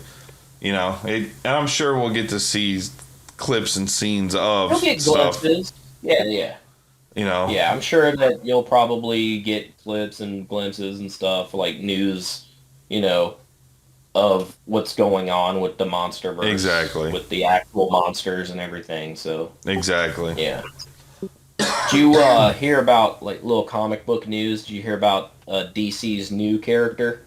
The amalgamation between Batman and Superman? No. Yeah, so the character will debut in Batman/Superman World's Finest #4. Details haven't really been released about the character, but yeah, they merged Batman and Superman into one character. Interesting. Yeah, there's quite a bit going on. San Diego Comic-Con's coming up, so we're gonna start seeing some big stuff on that. And actually, we got that Xbox show, right, coming up in a couple weeks. The Bethesda, Xbox Bethesda. Yeah, the Bethesda and Xbox showcase. Yeah, so that's June 10th, maybe 12th. June something, early June. Yes. I think June 12th, maybe. Yeah, something like that. But so World's Finest #4, Batman Superman World's Finest #4 was written by Mark Waid. Okay. So, very well known comic writer. Dan Mora does the art for that issue. Sweet. So yeah, check that out. Let's see. We've got Obi-Wan just dropped. We got Miss Marvel coming up. In the Miss Marvel show, the logo for Disney Plus shows her, like, you know, how she's got like stretchy arms and the big fist hitting the plus symbol into an X. So I'm wondering if we're getting some hints. Okay. Yeah. Well, that makes sense. It makes sense because remember we were talking about last time or one of the previous podcasts about how they might be incorporating the mutants into that, and of course you have that relationship between Ms. Marvel and Rogue. Yeah, it's gonna be pretty cool. Well, different Miss Marvel. That's the other Captain Marvel. Oh, Carol Danvers. okay. This one is the I think she's Indian. There's two Ms. Marvels. Yeah. This is the little kid one. Right. Miss Marvel and Captain Marvel. I was kind of get those mixed up a little bit. Yeah, with the X-Men lore and Rogue. Yeah. That's the other Miss Marvel, Captain Marvel, Carol Danvers' character. Yeah, I know, and there's also two Captain Marvels. There's a Marvel version of Captain Marvel, and in the DC version, which became Shazam. Yeah, who was first? He was Captain Marvel first, but then he changed it. Yeah. Oh yeah. What else we got? DC and Marvel ripping each other off. Oh, damn it! There was something else I had for. I can't remember it now. I had another thing I was just about to. That's where the Keep app would come in handy. Refer to your notes. I can't remember it. Use a checklist. Oh, Keith, cue up the trailer for Andor. It's the new Star Wars show. I haven't heard of that one. Yeah, it was announced a long time ago, but they just dropped the trailer at Celebration. And spoiler alerts, the main character dies in Rogue One, just so you know. Yeah. If you haven't seen Rogue One by now. Not just the main character, but like pretty much the whole principal cast. Yeah, so this is a prequel to that. This is showing how these guys became part of the Resistance and started.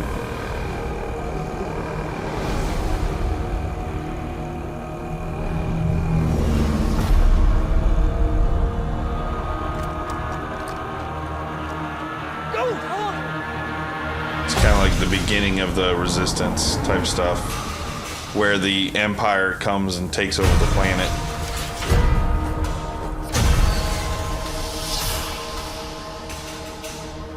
They're so proud of themselves. There he is. So fat and satisfied.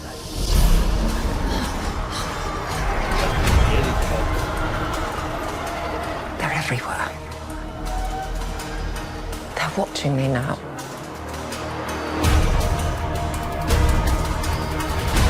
Soon enough, these days will end. Skarsgård. Yeah. There will be no rules going forward. Bootstrap Bill.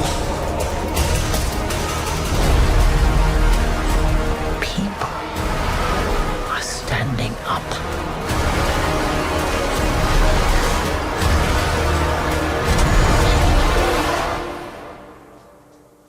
That's what a reckoning sounds like.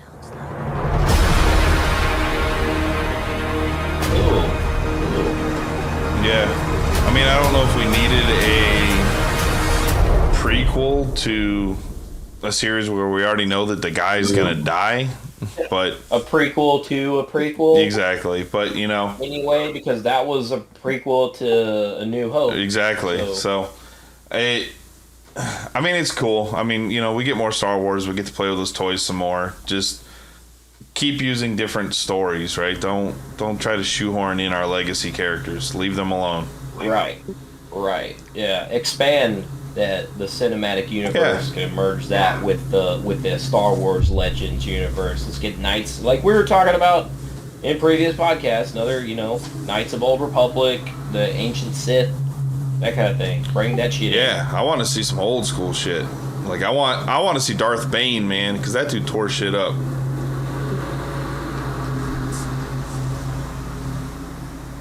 Hold on a second. I got a surprise for y'all too. He's ripping a good one. Sasha Biggs.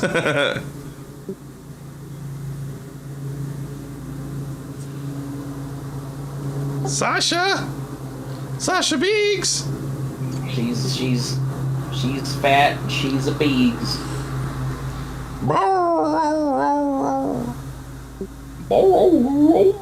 There's a cat head. Say hi, Sasha.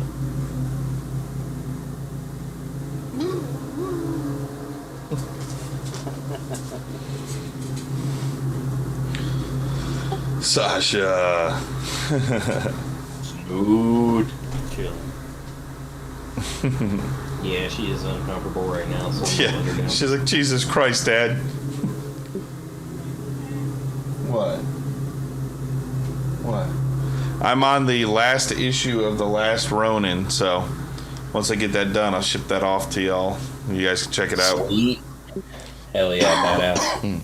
Yeah, can't wait to read that. Yeah, I've got a few that I'll send over. I got some other cool comics. I've got here. I have the X-Men, the New Age of Apocalypse one. It's the paperback, so it's got all the issues in it. Oh yeah, I didn't read that one. I read the original Age of Apocalypse series, but I didn't read the New Age of Apocalypse.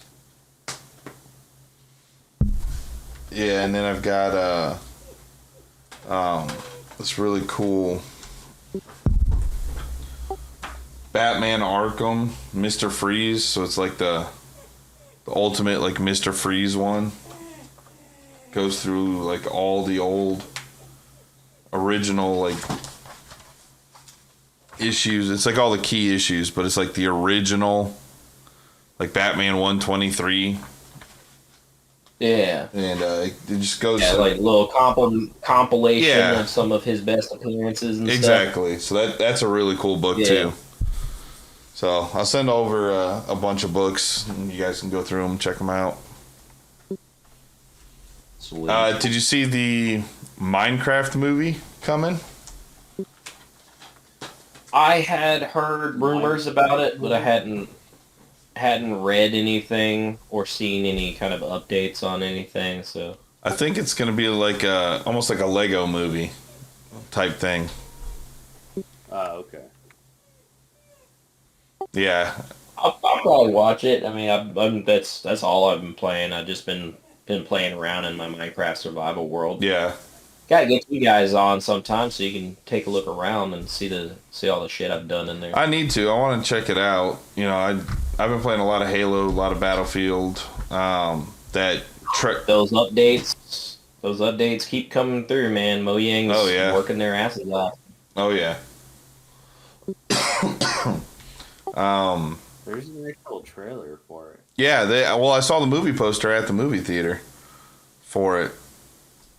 Oh, I didn't see. Let's watch it.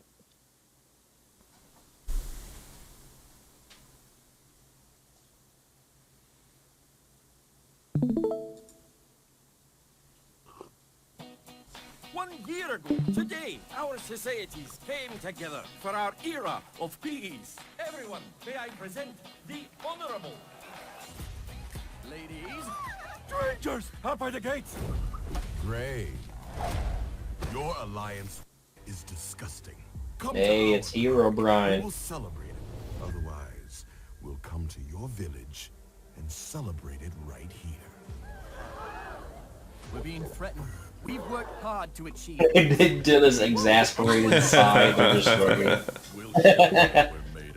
We'll give those yeah, it looks like it's done like within the game, like machinima. together.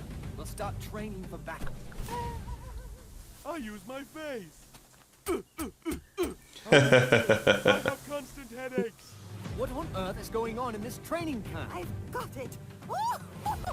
Gather up, everyone. We're gonna attack now.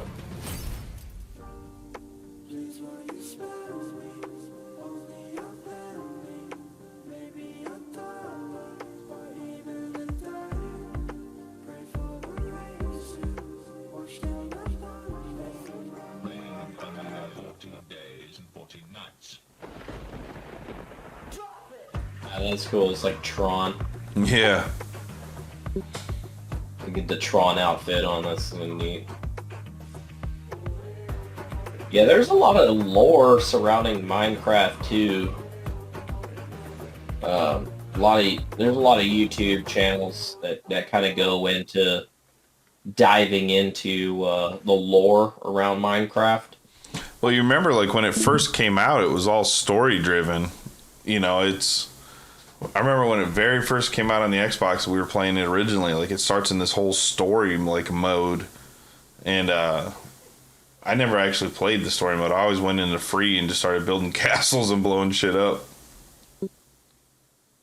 No, I don't remember that. I mean, I remember it all being just free play, and they added that story mode like later on.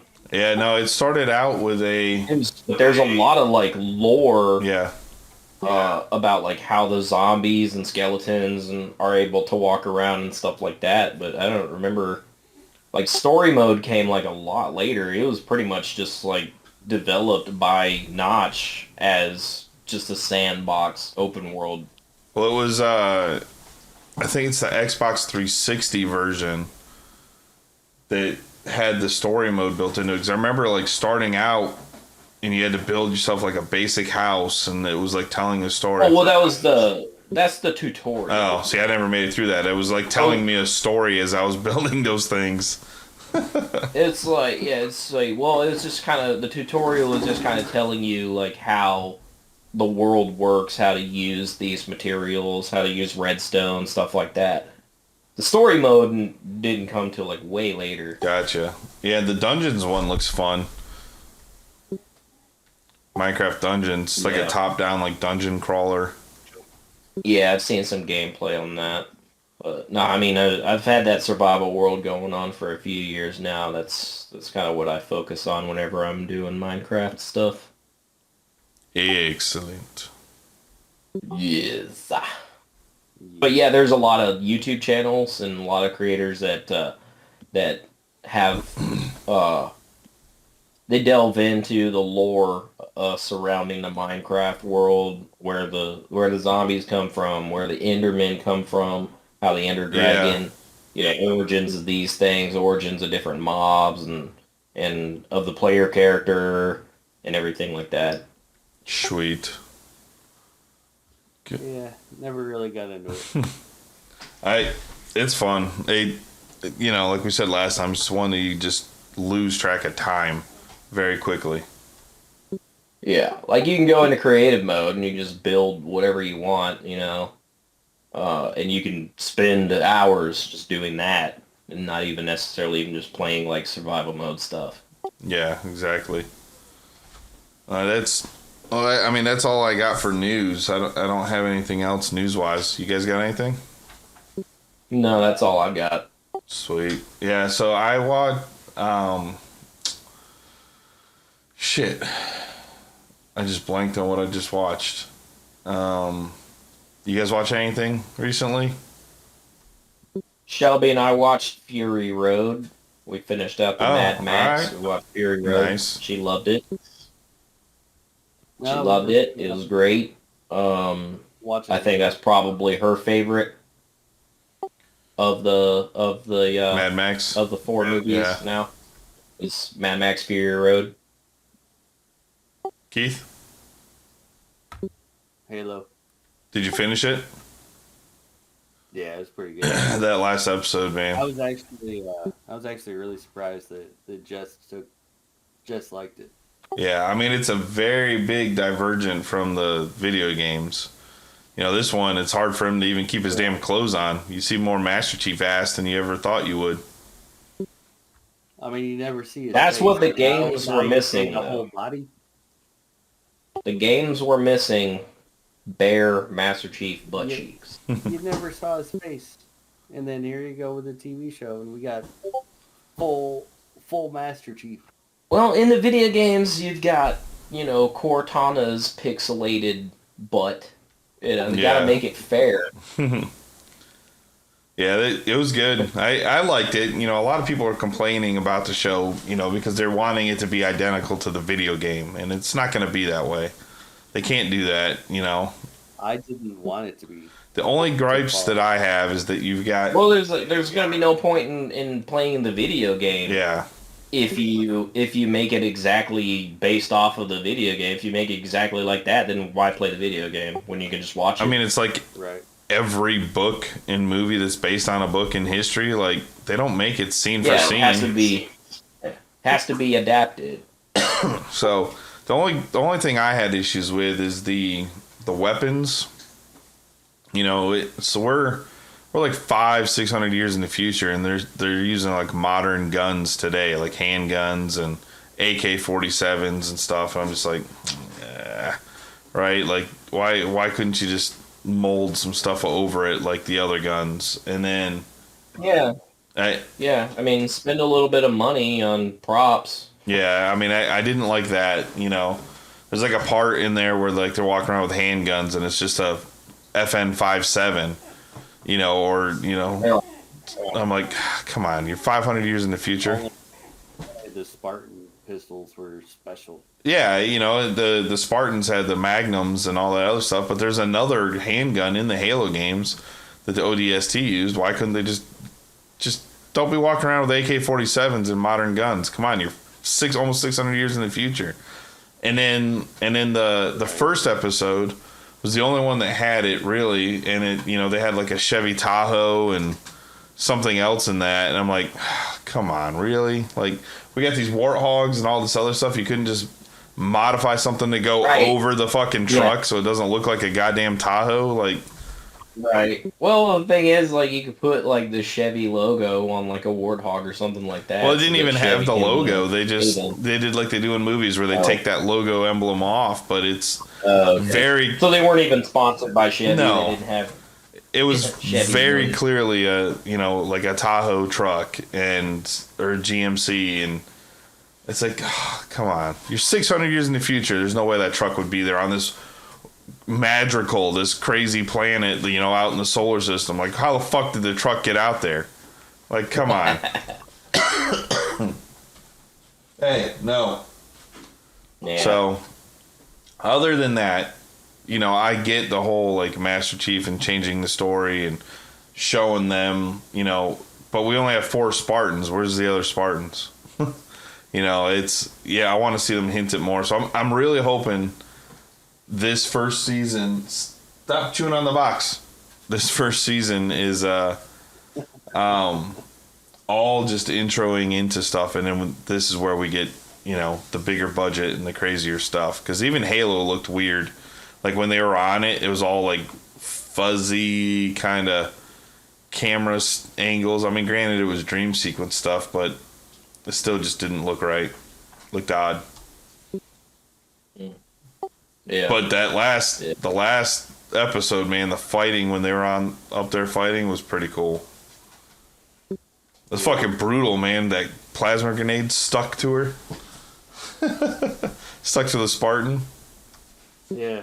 I mean, it's got some brutal shit. Some brutal action. The hell, the first episode, the one chick gets her face blasted with a plasma rifle. Yeah, it was That's pretty wicked. It was better than I thought it was going to be. I liked it, yeah. You know, a lot of Halo fans, like I said, if you go on YouTube and just type in, like, Halo TV show, it's just hate. Everything. Pure hate. Nobody talks about how they like it. I mean, they're shitting on it left and right, but that show's not... They have to... Fans are some of the worst critics, man. Yeah, I mean, you have to make it for people who don't know what Halo is, for one, right? You can't just go in and then not explain shit. You know, oh, you didn't play Halo? Then this isn't made for you. Like, no. Why would... Right. Oh, you can't watch the show because you didn't play the video game. Why would you... Yeah, I mean, you're going to alienate all these other people that, you know, could be watching it and enjoying it, and then maybe go play the video game now because they want to expand. Yeah. So... Yeah, gatekeeping in fandom is like one of the worst things. I mean, Star Wars has it. Everybody has it. They shit on it so bad. And I mean, I'll shit on. I mean, the music industry has it too. Yeah. You know, the metalhead, you know, community. There's a lot of gatekeepers there. It's like, look, dude, you can like it or hate it. You know, as long as we're both talking about it, like, let's just, like, why? You know, I don't like the Last Jedi, Star Wars. To me, that is like the epitome of like the worst, you know, decisions, the worst, like just the culmination of all these like perfect storms of just shit ideas and comes together and it makes this terrible fucking movie. But there's people out there, like when I talk to them at Comic-Cons, that's their favorite Star Wars movie. I'm not going to shit on it in front of them and be like, "Oh, you like that movie? What the? You're not a Star Wars fan. Get the fuck out of here." No, you're not a true Star Wars Yeah. fan unless your favorite movie is The Empire Strikes Back, Which is the greatest of all of them. which is, I mean, but you know, it's just it's gatekeeping. Yeah, I'm never going to shit on anyone else's favorite. If that's your favorite, cool. That means we both love Star Wars. We can talk about it, right? Yeah. Like that's where we can have a conversation, and that's just it's just how our world is. I mean, it goes into politics, it goes into religion, it goes into everything, and then you get those. Well, people are. You get those people. People are unwilling to find like the commonalities that we have, and they always want to be clashing against each other instead of like finding the things that we have in common and the things that we enjoy. And we could talk about those sorts of things. And then we can have conversations about why The Last Jedi was terrible compared to the other films. You know? Let me show you some other stuff, and then let's reevaluate. But it's, everyone takes the opinion as fact, and, that's when you get into all this shit that's in the politics where, one group of people is protesting on behalf of another group of people, and they have no skin in the game, and not, all that, everything. It's same thing with movies, same thing with music, video games. Like, you don't have to shit on it because someone or on somebody else because they didn't agree with your opinion. It's your fucking it's your opinion. Like Big Lebowski says, like, that's your opinion, man. Like. My favorite Universal monster is the Creature. Yours might be Frankenstein, right? You can be like, "Oh, you're not a monster fan. Frankenstein's the only monster." Like, come on, you can do it for anything. Yeah. Everybody has their opinion. My right earphone is better than my left earphone. Oh, you're a left earphone guy? Fuck you. Right? Left Twix or right Twix? Yeah, exactly. It's crazy that people like the Halo show, to come back to that, is that people are just shitting on that. Stop eating that box. I'm going to whoop you. The people are shitting on it so bad and saying that these people are so the showrunners have already left, right? They're not coming back for a second season. It's just, I didn't hear about that. Yeah, they left. They're gonna bring in a whole new people, I guess, for the second season. But it's just you can't. It's an adaptation. You cannot make it the same as the video game, and you can't make it the same as books. Game of Thrones did it. People didn't revolt on George R.R. Martin and fucking HBO for changing the books. Some people did, but come on, like. Yeah. Well, everybody shits on season 8 too, so. Well, that's because the beginning of season 8 was cool. Yeah, it started out great, but just last couple episodes were. Oh my god. A little shaky. My biggest. But I didn't hate it. Like, I didn't hate season 8. I didn't hate, the way it went. Like the way it went with Daenerys and all that. Like, I didn't hate that. The thing that I hate, that I didn't like, that I was really, really disappointed in, that they fucked up, was that the entire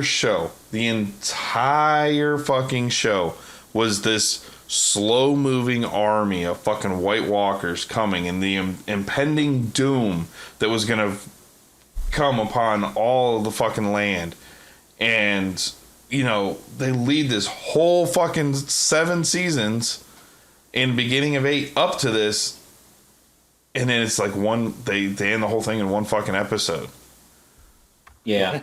Like that to me was the biggest letdown, because everyone wanted this White Walker fucking war, right? We had Winterfell and the Starks going to their enemies and saying, "Hey, we need to put aside our differences because we have a bigger fucking villain coming." And that shit just all gets swept under the fucking rug. And, if it was me, right, and again, not to shit on them, but the show writers wanted out. They wanted a quick exit. The showrunners were pretty much checked out. Yeah, HBO wanted it to keep going. Why wouldn't they, right? It's like their most, valuable Oh, property. it's cash cow. Yeah. Huge cash cow. But that destroyed like all resellability, all merchandise. Like there is no Game of Thrones shit anymore. It's gone. Nobody likes it because of that. But if it was me, instead of the whole Daenerys thing, or you could have kept that, I would have had the White Walkers pushing through in, and then that is the big battle at the siege and the battle that's going on at the castle. And then Daenerys turns on them to go after Cersei. And then you can have that cool scene, right? So now you've got the White Walker battle happening, and then all of a sudden you've got the betrayal where they're all, so now Cersei's having to defend against, the dragon and the White Walkers. 2 different fronts. He's fighting on 2 fronts. Right. Yeah. That to me would have been a much Fire and Ice. Exactly. We didn't get the fucking story of Fire and Ice. That would have been how I would have done it, because then you would have got the whole wrap up. It would have probably ended better, right? You wouldn't have had that happy ending for fucking Cersei. She shouldn't have had a happy ending. God, I know, for real. Should not have had a happy ending. So fucking stupid. They should. Jamie needed to kill her.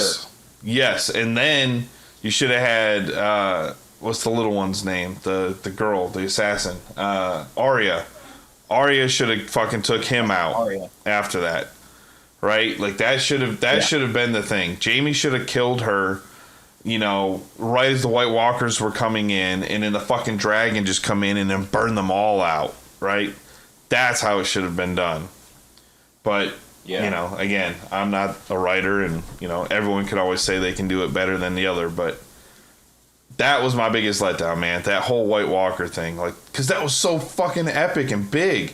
Like Hodor. Oh, the tension was there every single season. You had the tension whole was there. You watching? Yes. You had everything that you needed, and it flopped. Yeah, everything led up to it, and then you're like, oh, it all just ended right there. She drops the sword, grabs it, and stabs him, and then it's over. Like, what the fuck? Yeah. That was a bummer, but I am looking forward to the new show. Yeah.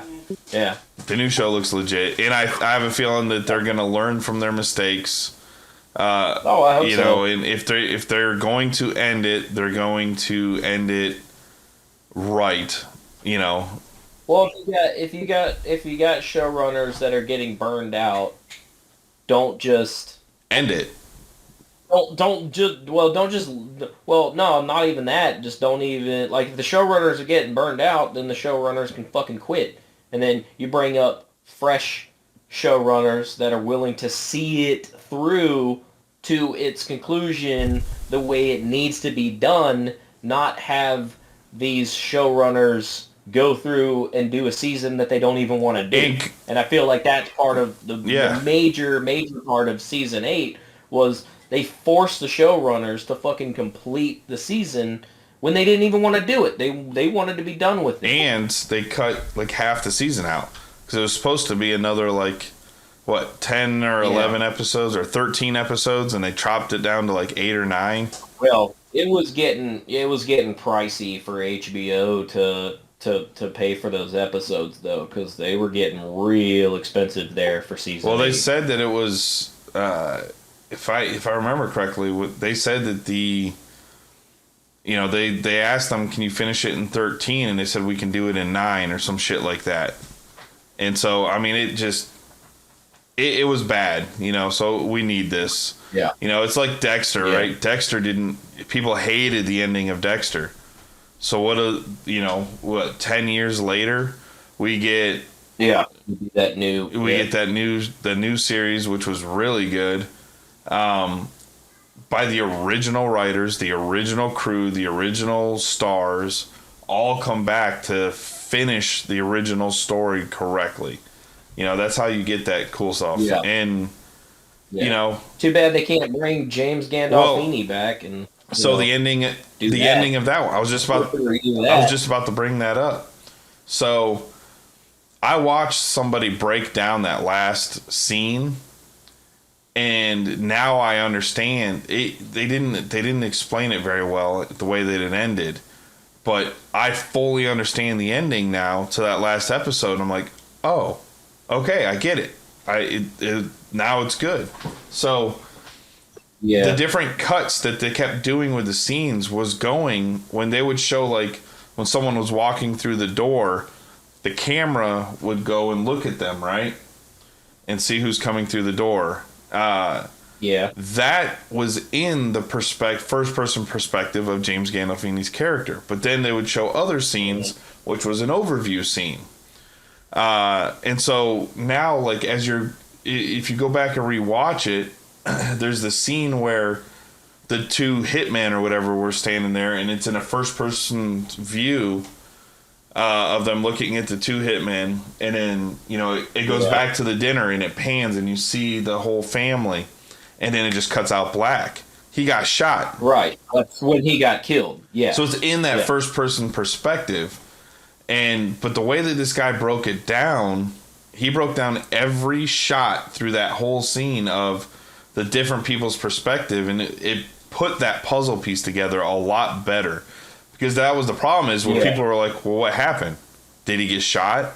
Did he, because you hear the gunshot and it's black, and so he broke it down and it made a hell of a lot more sense. I was like, okay, I can accept that a little bit better. Well, they should have done it better, but that's because it makes a lot of sense. They wanted people to be like third person, where you see the gun come in and right. Well, they wanted their hands held. Yes, and no, I mean, so many shows don't do that. It's all up to perspective of the viewer, and to figure it out yourself. But that's another one that was a very controversial ending. And once I saw that breakdown, I was like, all right, it no longer bothers me. Well, I mean, a lot of people were pissed about that ending, but I mean, I kind of saw it for what it was even at the time. It's like, it's lights out. That's the, one moment you're alive and then the next moment you're gone.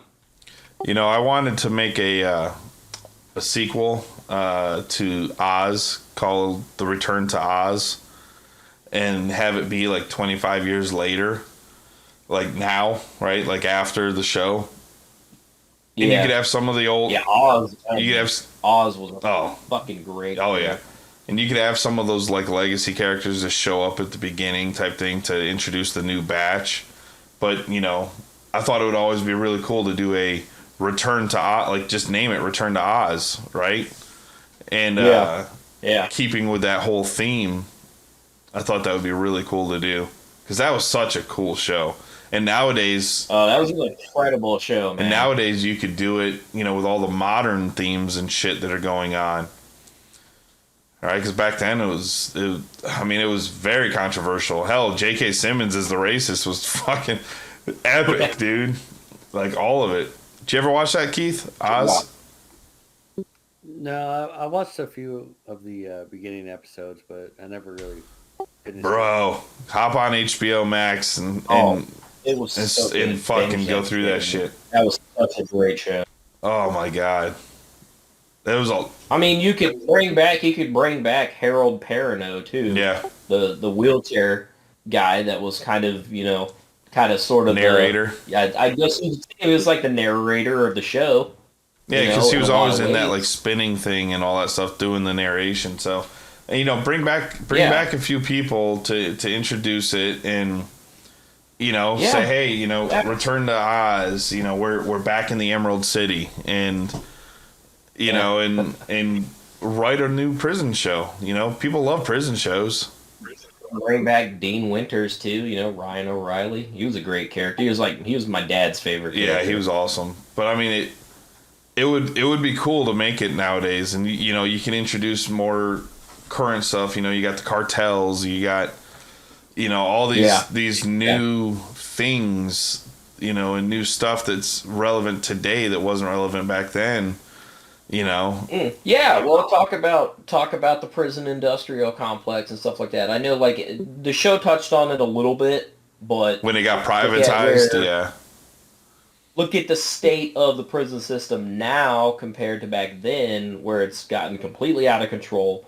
you know, bring it, instead of being run by, feds and stuff like that, have it get bought up by a corporation and see how that affects the prison population and the people and all of that. And that, I mean, there's a lot that you can do with that. I know that Oz, the original series, was obviously criticizing the prison system a lot at the time. Yeah, it's pulling all those stereotypes out of there. Modernize it a bit. Yeah, modernize it a bit for today as well. And just see how, show how bad the prison system's gotten with a lot of prisons being privatized and corporate now and everything. Yeah, I think it would be pretty cool to do a Return to Oz with just update it, man. Bring it in. I think it would be cool. And throw it on HBO Max. Prison shows are cheap to make, right? Because it's a small set, and HBO owns the license. I mean, they have the first one. It'd be perfect to stream it on there. Yeah. Oh, yeah. People love prison shows. HBO, if y'all decide to do that, hit us up. We'll do some writing, directing. The prison shows are successful, man. I mean, Orange is the New Black was very successful. Wentworth is very successful. Wentworth was really good too. I watched the first season of Wentworth. Yeah, I think Jen and I watched the first 3 or 4 in that one, and that was really good. Would you consider Prison Break? Yeah, the first season. The first season, yeah. The first season. But I mean, people love prison shows. I mean, yeah. And if you do it like Oz, they don't hold back. It's brutal.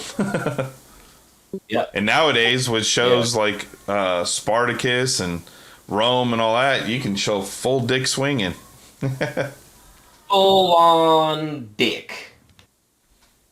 And boobies. Yeah, can we get the and think, that was one thing that they didn't really touch on too much on this one, but they did with that one guy, right? They put the black guy's gums on that guy's teeth. In his mouth, remember that? On the racist, they got him back for that. Yeah. Yeah. But in that's some nasty shit. Oh yeah. But in Orange is the New Black, they touched on a little bit with the the transgender person that was had the change and all that, and I mean you could go into all those territories with all this modern stuff that's coming up now, and I mean, there's so much of it that could be touched on. And in actuality, I have a monster idea that was really cool that I started writing. And it starts out on a talk show like Ellen. And this guy's talking about how he's a famous monster hunter. And it was about him hunting the monsters in the closet. Right, the monster comes out of the closet and he attacks them, and it's this big epic adventure, and he's the one that brings to light in the real world that there's monsters are real, and but the whole thing is of the story of him and his inner monster and him coming out of the closet type, essentially, right? And so he's this big monster hunter, and that whole thing is his journey into coming out out and living his truth. So that I started writing all these little notes for it, and I was going to write a little short story about that, and I was like, man, that's a cool, really cool idea. And the only reason I stopped writing it was because I saw some movie that was being made about a gay guy, and the story was written by a straight guy, and he was getting nailed in the public forums for writing about a gay person, and he's not gay. Writing about a gay character when he's not gay himself. And they're like, how can you identify and know all this stuff? And I was like... It's called empathy. Yeah. It's empathy. People are capable of empathizing. It's the human experience, right? Regardless of what your sexual orientation, your gender, and all that stuff, people have empathy. You can relate to a character. I can relate to gay characters even though I'm not gay. Exactly. So I stopped writing it because I saw that they were attacking them, and I was like, well, what if this takes off somewhere, and then we're on some show and we get like assaulted, you know, by people saying, well, how, you know, how do you know? And how do you, you know, I'm just like, you know, it sucks because that's how it is nowadays. They cancel you for everything. Right. Like you want to get the story out because you got this idea, you got this vision in your head of it. But at the same time,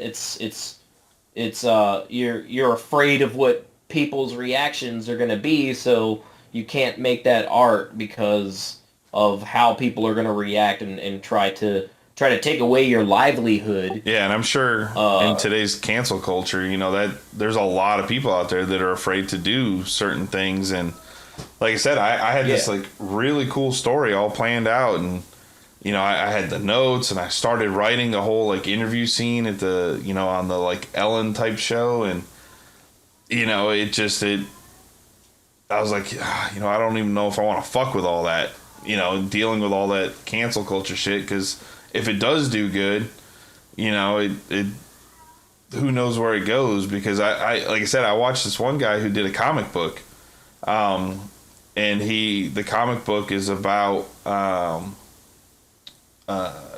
autistic. The kid had some sort of like a learning cognitive disorder, and well, even past that, you know, instead of me trying to remember that story, the Moon Knight, where he's got that schizophrenia. Yeah, the multiple disorder. You know, on that alone, Kevin Smith had meant where Kevin Smith had mentioned a little different. Schizophrenia is where you're having delusions, sight and sound delusions, which he does have that, but also it's the multiple personalities you know, and Kevin Smith was talking on his show, and he had mentioned something about how he said the term wrong, and holy shit, did they fucking bomb him for that. Right. You know. Right. Yeah, like he's no expert on mental disorders and stuff like that, but yeah, so you want to sit there and just like cancel him because he all you have to do is correct it. Yeah. All you have to say is that's this disorder, not that disorder. And I'm sure that, you know, Kevin Smith is open and empathetic as a person as he is. Yeah, as he seems to be. He's like, "Oh, I'm sorry. You know, I didn't mean to misrepresent that." You know, in the next episode, you know, of his podcast, he was like, you know, first off, I want to apologize, you know, to all the people that have this disorder, and you know, he's like, I said it wrong, and you know, and then he said it again, and then he caught himself. You know, same thing with like Ezra Miller, right? Ezra Miller as a they them versus he, right? You know, and right. The pronouns. Yeah, and same thing with that. You know, he kept saying, you know, he as Ezra Miller, like, oh, he can't stay out of trouble, and then someone would be like, it's they them, and like they'd. And be like, oh, you know, fuck, I'm sorry. You don't have to scream that. Yeah, you don't have to scream that at people like an asshole. Yeah. You can just calmly, collectively pull this person aside and just say, hey, look, they identify as they, not he. You know. Exactly. You know, it's like people are waiting. Like they're mad, you know. They're sitting there watching, and they're like, oh, he fucked up. Oh, he fucked up. And they're like immediately going after it. Now, let's take away his livelihood. Let's take him down. Money. We got the great white whale. Murder him. He's a white straight guy. He's going to say something wrong. Just keep waiting. Right, yeah, exactly. He's already wrong because he's straight and white. Not even, I mean, it doesn't even matter about that. They're just, you know, they're a notable figure. They're a public figure. No matter what their, you know, any of their pronouns and all that stuff are. They're a notable figure. They're a celebrity. They're well known. And everybody is looking for them to fuck up. Oh, yeah. So that they can fucking cancel them. I mean, look at, and it's like that with everything. Like, look at the comments on any Twitter post or any fucking, I mean, you show one person that has anything like, you know, LGBTQ or anything BLM or any of those things, anything, just go to the comments and read it. The hate, the spite, the just keyboard fucking warrior pussies, like just immediately. Oh, they think they're a 40-foot fucking on these people, and these people are just all they're doing is they're just giving their opinion. Yeah. Whether you agree with it or not, but we can, we can discuss this stuff civilly instead of just insulting people and trying to take away their livelihood and everything. We can just have a rational conversation based around this stuff. Like, you can agree with me, you can disagree with me, but you can still treat me like a person, like a human being, and not try to shame me publicly because I fucked up somebody's pronoun or something. That doesn't happen anymore. There is no more agree to disagree. No, it's I'm. Now it's either my way or get the hell out. Exactly. That's the problem. That's the problem right now with all of that. Look at that sad shit coming out of Uvalde, right? Look at how fast that got fucking politicized. Like they're not even talking about the kids. That immediately went from this is what happened to guns. And then this is what happened, and now we need to take everybody's guns. And they're not talking about... And that happens every single shooting incident. And every single time they try to politicize that. Oh, we're getting kitty butthole. But yeah, I mean, it's sad because, you have all this tragic of all these kids, and the story of what's coming out, like how all the sheriffs ran in and got their kids out, but didn't get other kids out and shit. Like, there's all sorts of crazy shit coming out of that, but... Yeah, that whole parents were getting arrested. We could talk about that whole thing for days about how the cops. Yeah, that was a shit show. Rushing in to kill this guy and all that stuff, and they're trying to hold the parents back and everything like that. And you're coming out with, the stories about how they didn't follow the fucking procedures when it came to active shooter.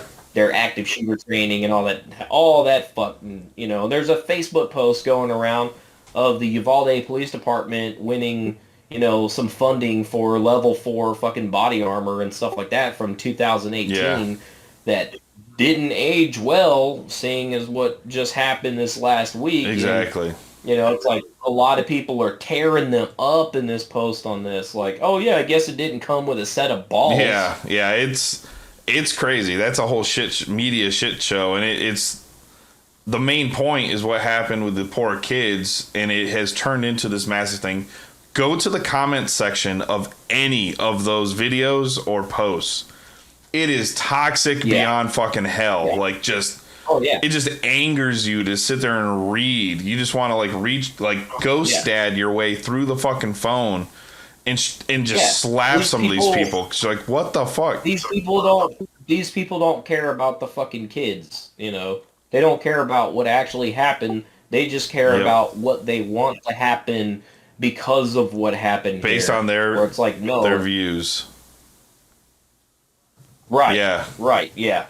Yeah. Uvalde Police Department is getting tore up, and rightfully so, because they completely mismanaged that whole fucking situation. So the kid crashes his truck, shoots at people at a funeral home, climbs a school fence, shoots at the school, and then gets into the school. Like, how the fuck does that happen?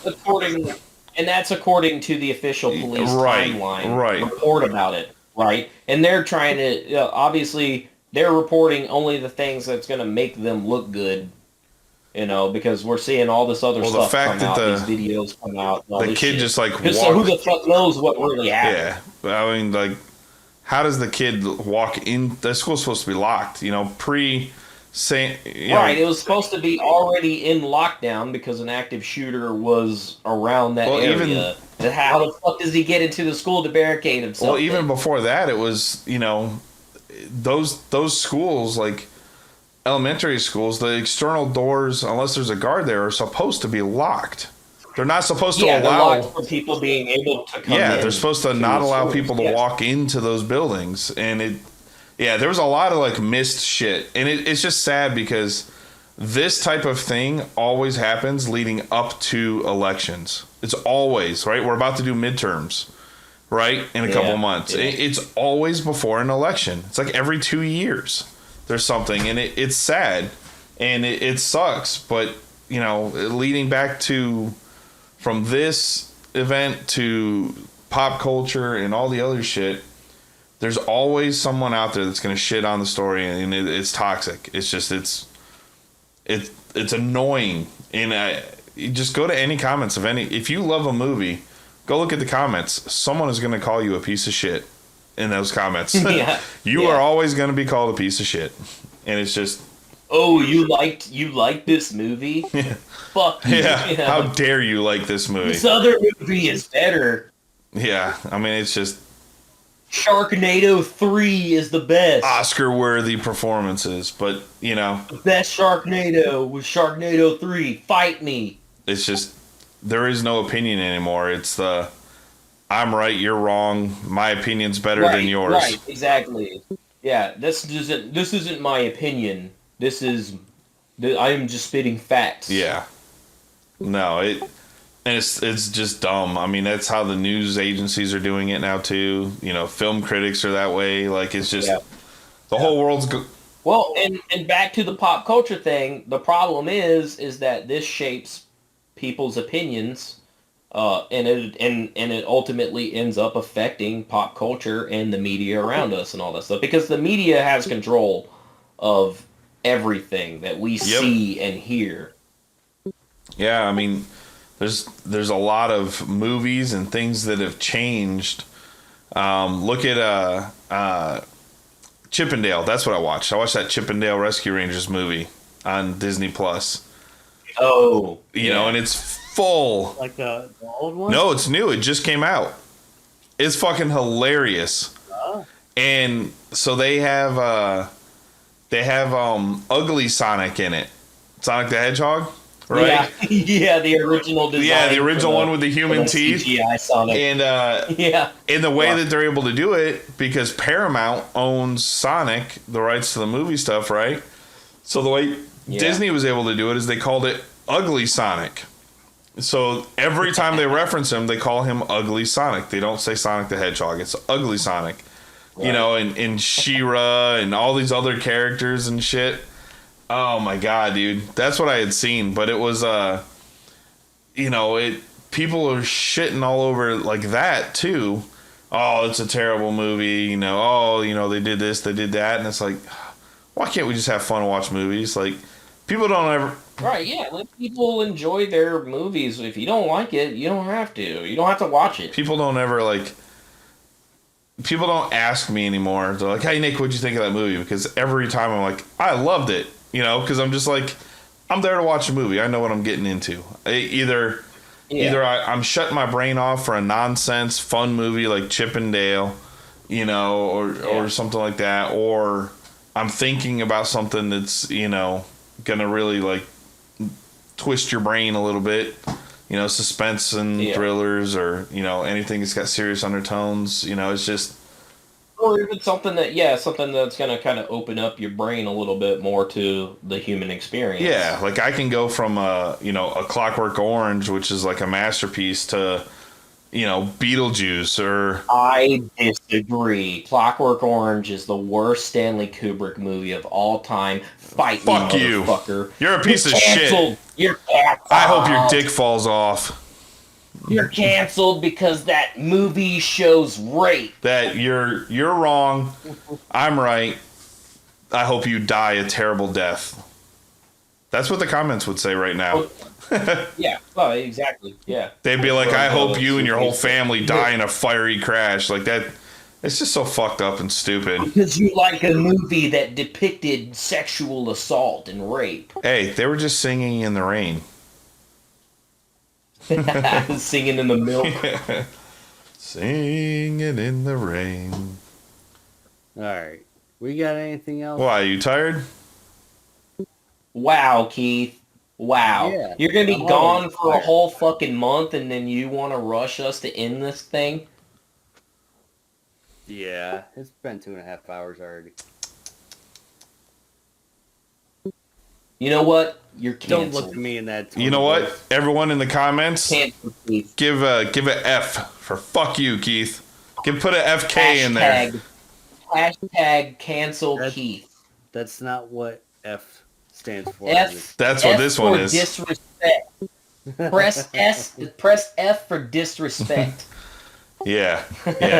We want an FK in the chat for this one. Just a big fuck Keith. Cool. Keith, you gonna be on the Xbox later? I work tonight. Maybe. Yeah. Let me know. I'll be on Battlefield and Halo. I'm gonna go watch Obi-Wan though. Jen went to breakfast over at her friend's house, and tomorrow. So I just found out we have less than an hour away is the largest flea market in Florida. 4,000 vendors. It's gonna be a whole day. Oh, fuck yeah. Okay. I'm gonna go comic book shopping. Yeah, that'll be a long day. You find some gold. Hell there. yeah. I'm hoping to find some good resale gold. So, all right, guys. Well, I'm Nickzilla. You can find me on Twitter at PCK_Nickzilla, or on Whatnot. You can find me under Nickzilla. If you're not a part of it, I will add a description below, a link that you can follow, and you get a free $10 off of your first purchase. We're all pointing at our dicks if you are listening to audio. link is below, all right?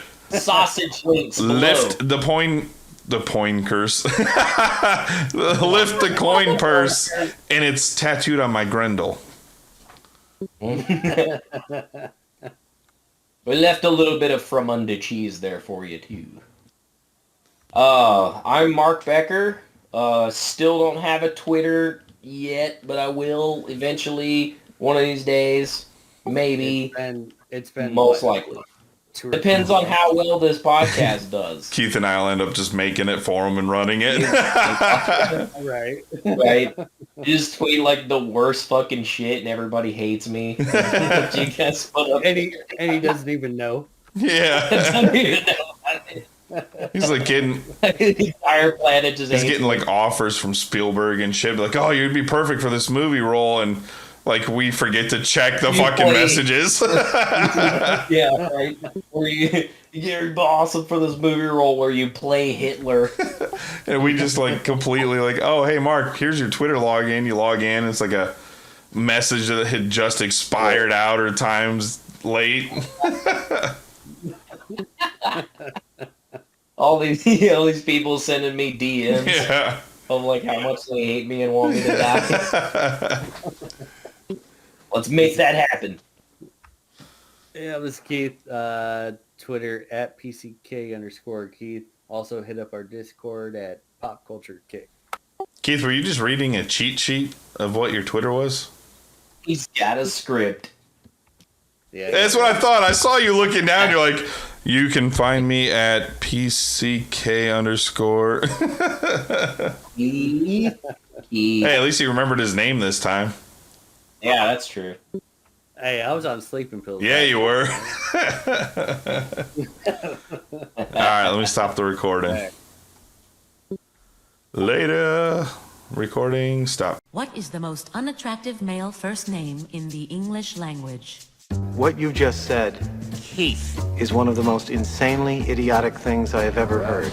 At no point in your rambling, incoherent response were you even close to anything that could be considered a rational thought. Everyone in this room is now dumber for having listened to it. I award you no points, and may God have mercy on your soul. Good afternoon, good evening, and good night. Most of all, fuck you! That's all, folks.